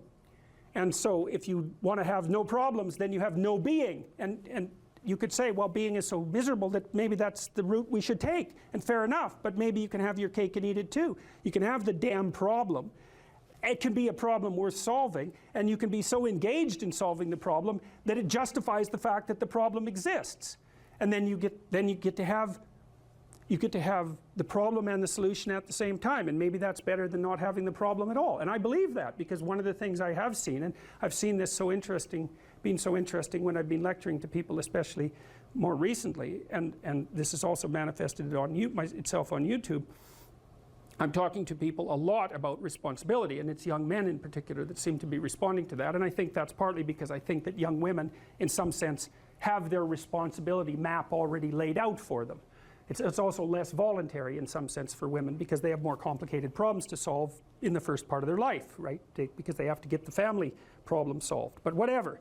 I've been talking in a very delineated manner about responsibility, which is a strange thing to sell to people, but responsibility is what gives your life meaning. And so then you might say, well, then take on ultimate responsibility. And what happens? You have an ultimately meaningful life. And then you might say, well, if your life is ultimately meaningful, doesn't matter if it's punctuated by tragedy or even predicated on tragedy. It's worth it. And I think that's true. And everything I've seen indicates to me that's true. Every time I get my clients to take on more responsibility, you know, and it isn't an injunction. You're a bad person, you should take on responsibility. It has nothing to do with that. You can define the damn responsibility. It isn't something that someone else should impose on you. It's not a matter of doing what you should do in some abstract manner. It's not that. It's the choice of what game you're going to play. And you know, you can play the game of the seeker, I would say, and if you play that game, then everyone wins. And it's the best game you can play. And so the answer, in some sense, to the tragedy of life, to the catastrophe of life, to the fall, is to adopt the responsibility of mortality that goes along with that, and to play that game maximally. And paradoxically, it's in the willingness to do that that the solution emerges. And I don't, you know, I have done my best with every single thing I've talked to you guys about. I have done my best to do what Dostoevsky does in his novels, which is I make a proposition and then I spend months or years trying to figure out if I can take the bloody thing apart, if there's something wrong with it, because I want to find out. I want to hit it with a hammer and see if it breaks. And what I've been trying to do is to tell you all the things that I've gathered, let's say, or laid out or articulated or discovered over the last 30 years that I have not been able to break with the biggest hammer that I could take to them. And I guess that's the fundamental one, is that I believe that the idea that lurks in these images, derived from very different cultures, it's the same idea. Life is suffering. Right, indisputable. What do you do about that? You voluntarily accept it and then strive to overcome the suffering that's a consequence of that. And you do that for you, and you do that in a way that makes it better for other people. And then that works. And one question might be, well, how well does it work? And the answer is, the only way that you can find out is by trying it. That's it. That's the existential element of it. The proof is to be derived by the incarnation of the attitude in your own life. No one can tell you how it will work for you. It's the thing that your destiny is to discover that. And you have to make the decisions to begin with. It's like, because you can't do this without commitment. You have to commit to it first. That's the act of faith that Kierkegaard was so insistent upon. You have to say, I'm going to act as if being is good. I'm going to act as if truth is the pathway to enlightenment. I'm going to act as if I should pursue the deepest meaning possible in my life. And there's reasons to do none of those. They're real reasons. So it's really a decision. But you can't find out what the consequence of the decision is unless you make the decision. I think the same thing happens when you get married, by the way. Is that if you think you might leave, you're not married. And then you think, well, the marriage didn't succeed. It's like, well, maybe you were never married. Because the rule is, you don't get to leave. And there's a reason for that rule. Now, I'm not saying that there aren't situations where there should be exceptions made for that. That's not the point. The point is that there's some games you don't get to play unless you're all in. And the other thing that's so interesting about being alive is that you're all in. No matter what you do, you're all in. This is going to kill you. So I think you might as well play the most magnificent game you can while you're waiting. Because do you have anything better to do? Really? Why not pick the best thing possible that you could do? Why not do that? Maybe you could justify your wretched existence to yourself that way. I think you could. That's what it looks like. You know, people find such meaning in the responsibilities they adopt. It stops making them ask questions about what life is for. If you have a newborn child, for example, like, unless you're really in a bad way, psychotically depressed, or maybe your personality really needs some retooling, you stop thinking about anything but ensuring that that baby is doing well. And if someone comes along and asks you an existential question about your commitment to that, the right response is, why are you asking me such stupid questions when this is manifesting itself right in front of your eyes? Like, how blind can you be? That isn't a time for questions about the meaning of life. The answer is right in front of you. And if you can't see it, it's not because life has no meaning, it's because you're blind. I mean, that's what the image of the Virgin Mother and the child is all about. It's like, what's the answer to the meaning of life? Here's an answer.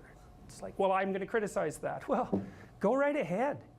You know, it's like what you're like a what do you call that? A termite gnawing on a temple.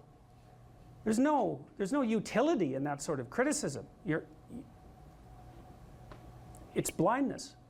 And it's the same thing with regards to the path of the hero. It's like it glistens in front of you and you can criticize it. It's like, fine, put the cart before the horse and see how far you get. So I thought, to bring full closure to the class, I was trying to solve this terrible puzzle that confronted me and many other people about how it was that human beings got themselves in such a tangle about what they believed. Such a tangle that we were pointing the ultimate weapons of destruction at one another, which, by the way, we are still doing. And I thought, okay, well, I understand that. We need our belief systems. They orient us. And that means there will be conflict between belief systems, and that can be a catastrophe. And that's being played out everywhere, again, in very many ways. What's the solution to that? Well, one possibility is there's no solution. It's just mayhem all the way around. Could be the case. But it seemed to me, as I delved into it, that the proper solution to that was to live properly as an individual, because you're more powerful than you think. Way more powerful than you think. I mean, God only knows what you are in the final analysis. You're blind to your own weaknesses, but you're also blind to your own strengths. And so then I think, well, if you got your act together, it'd be better for you, and instantly it would be better for your family, assuming they wanted you to get your act together, and not everyone does, and then it would be better for the community. It's like, how far could you take that? If you stopped wasting time, and if you stopped lying, and if you oriented yourself to the highest possible good that you could conceive of, and you committed to that, how much good could you do? Well, I would say, why don't you find out?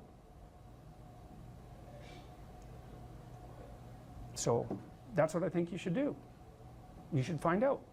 You don't have anything better to do. And there's nothing in it, as far as I've been able to tell, there's nothing in it but good. So maybe you could sort yourself out so that you wanted nothing but the good. And then maybe you could help make that manifest in the world. And maybe we wouldn't have all these terrible problems then. At least we'd have fewer of them, and that would be a start.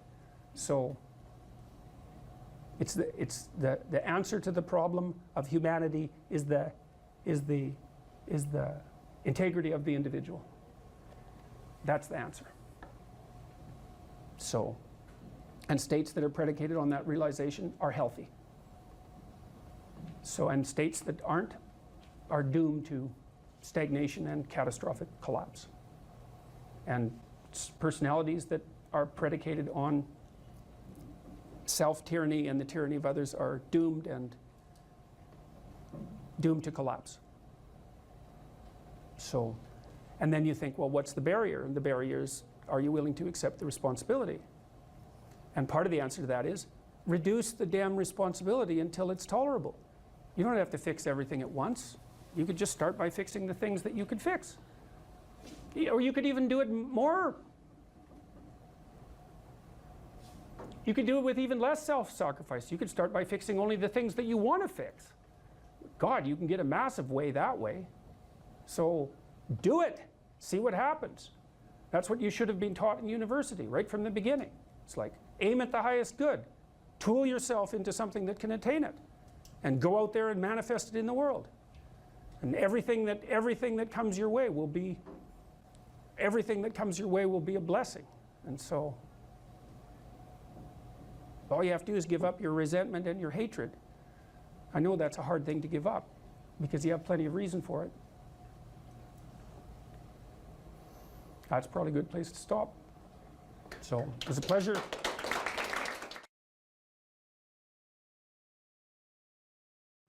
Young people always have a reason to be upset and cynical about the current state of affairs. And it's that way forever.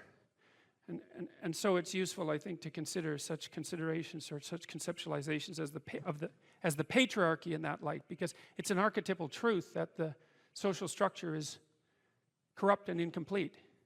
And what that means is that it's something that you have to contend with every moment in some sense of your life.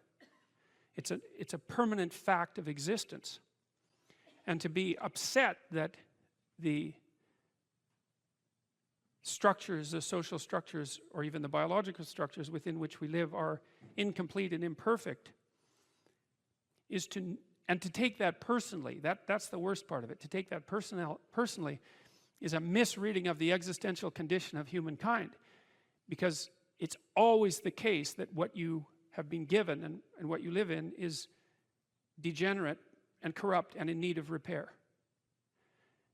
And it's easier just to accept that, because there's also a positive element, and the positive element is, well, you've been granted something rather than nothing, and maybe you haven't been granted pure hell, because especially in a culture like ours where many things actually function quite well, so there's room for gratitude there. Even if it's a broken machine, it's not one that's completely devastated, and it's not absolutely hell-bent at every second on your misery and destruction.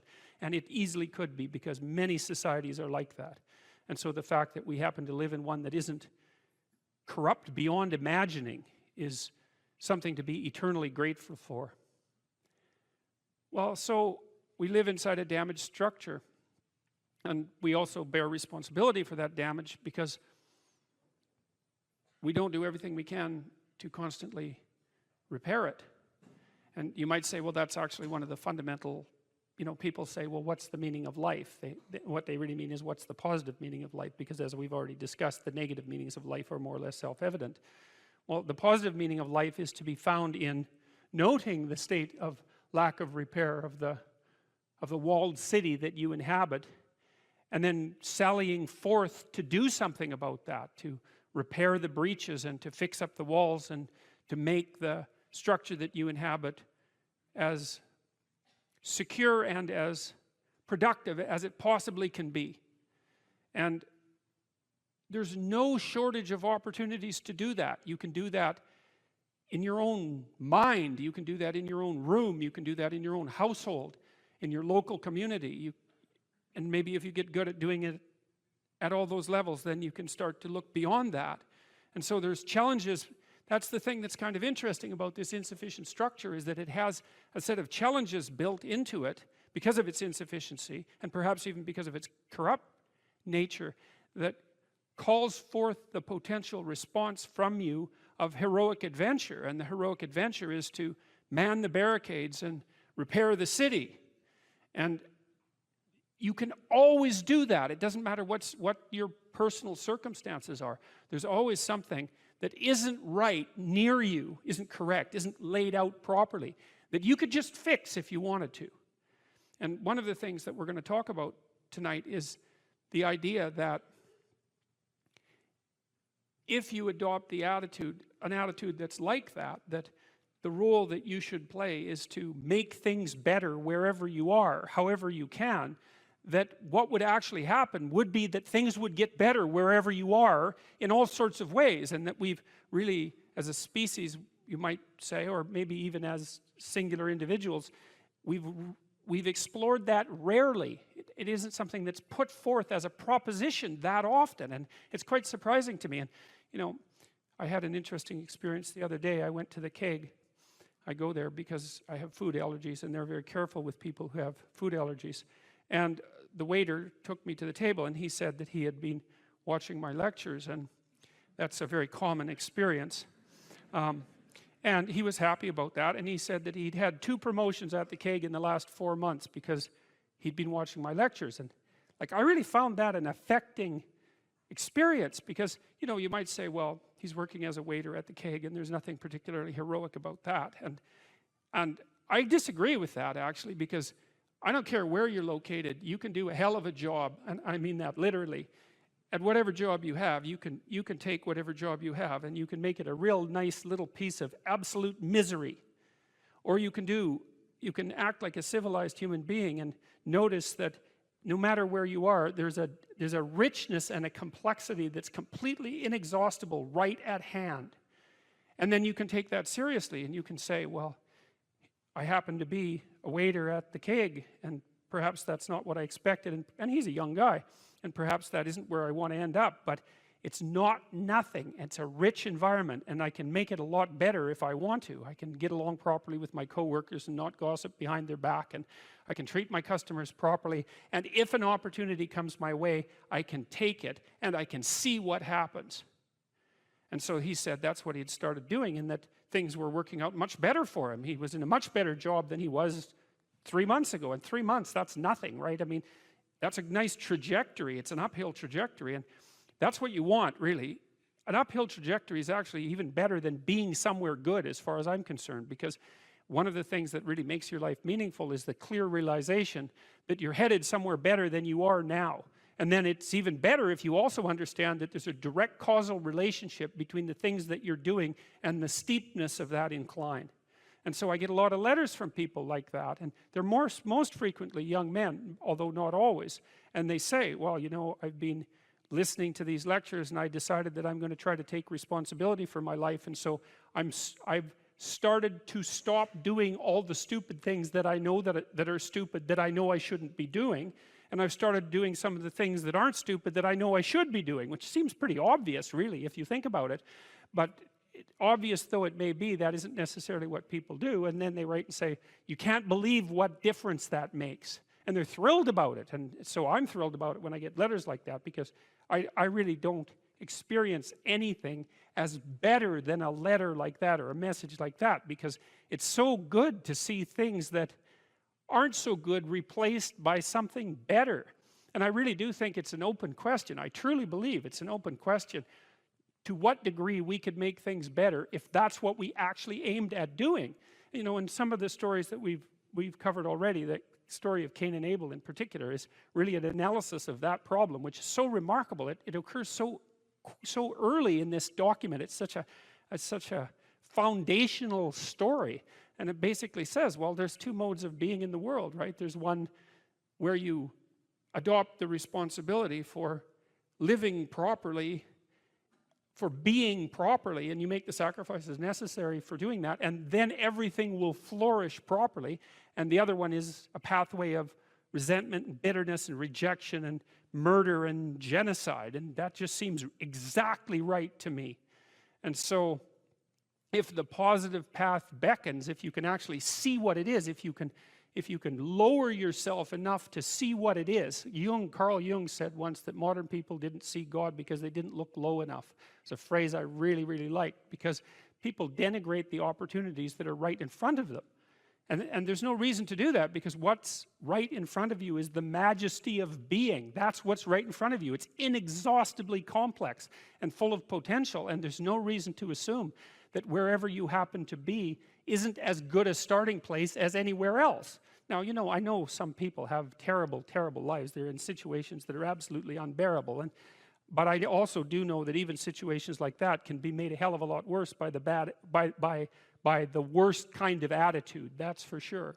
So anyway, so that's where you are. You're in a damaged structure. You're a damaged structure. You're in a damaged structure, but, you know, at least it's got some walls. You know, you're not being fed to the lions on a regular basis, so that's a good thing. And you can emerge forward, you know, heroically, magically, to confront the chaos that constantly threatens the structure within which you live, and you can free something as a consequence of that. You can learn something. You can strengthen yourself. That's the other thing, because what you're actually made of, in many ways, that what informs you, what you're made of, is what you encounter when you voluntarily encounter the unknown. And so the more you voluntarily encounter the unknown, the more you get made of, and the more you get made of, the more there is to you, and then the more you're good at encountering the unknown and restructuring order and calling forth proper order out of the potential of being. And God, you got to think, why wouldn't you do that, since you can do that? And it's an endless mystery. You know, I think part of it is that people, well, it's also encapsulated to some degree in the story of Adam and Eve, because what happens to Adam is when he becomes self-conscious, right? He becomes ashamed of himself and regards himself as a lowly sort of creature. And there's endless reasons why people would do that, because, of course, we're rife with imperfection. And so he hides from God. And I think that's actually the answer to the conundrum, which is that people don't aspire to the highest good because they're deeply ashamed of themselves and their weaknesses and their insufficiencies. And so that's not the only reason. I mean, there's the desire to avoid responsibility, and there's all the negative motivations as well, like resentment and hatred and the desire to make things worse. I don't want to, you know, give us too much of a break, but It's something like that. But it's okay to not be in a very good place if what you're trying to do with that not very good place is make it better. And one of the things I really have learned as a clinical psychologist is that you just cannot believe how powerful incremental progress is. You can do the calculations like, it's like compound interest, you know. If you make your life 0.1% better a week, man, in 2 or 3 years, you're in such a better place than you were that it isn't even like the same domain. And if you keep that up for 10 years or 20 years, you know, especially if you're young and you start early, you start to straighten yourself out and fix the things that you can fix. You can transform your lives in ways that are completely unimaginable. And God only knows what the upper limit of that is in terms of human possibility, because we are amazing creatures, you know, when we really get our act together and stop running at 10% of our capacity, you know. So that's what you do. You've got, you know, the fact that things aren't exactly the way they should be at least gives you something to do, you know, and that's maybe something great to do, because there's no shortage of suffering and trouble that besets the world that you could conceivably ameliorate in some way. And the utility and meaning, the utility of that and the intrinsic meaning of that is self-evident. So it also makes me curious about nihilism, for example, and despair, because I mean, I understand those emotions, I understand them deeply, and the intellectual mindset that goes along with it, but they just seem beside the point to me in some sense, because there are so many things that need doing that all you really have to do is open your eyes and look at them and then decide that you're actually going to do something about them. And you might think, well, what's within my scope of influence is so trivial that it's not worth doing. It's like, it won't stay trivial for long if you do it. Not at all. And I don't think it's trivial to begin with. I don't think that I really don't believe that anything done right is trivial. And my experience in my life has been that anything I actually did paid off. It didn't pay off necessarily in the way that I expected it to pay off. That's a whole different story. But if it was genuine commitment to do something, even if it went sideways and the outcome was really something other than what I expected, the net consequence over time was nothing but good. So every new frontier that can be conquered is an advance forward, and there's no shortage of frontier because we're surrounded by the unknown, we're surrounded by our own ignorance, and we can continually move into that domain, into the domain of chaos, or we can restructure pathological order. And that's the secret to proper being.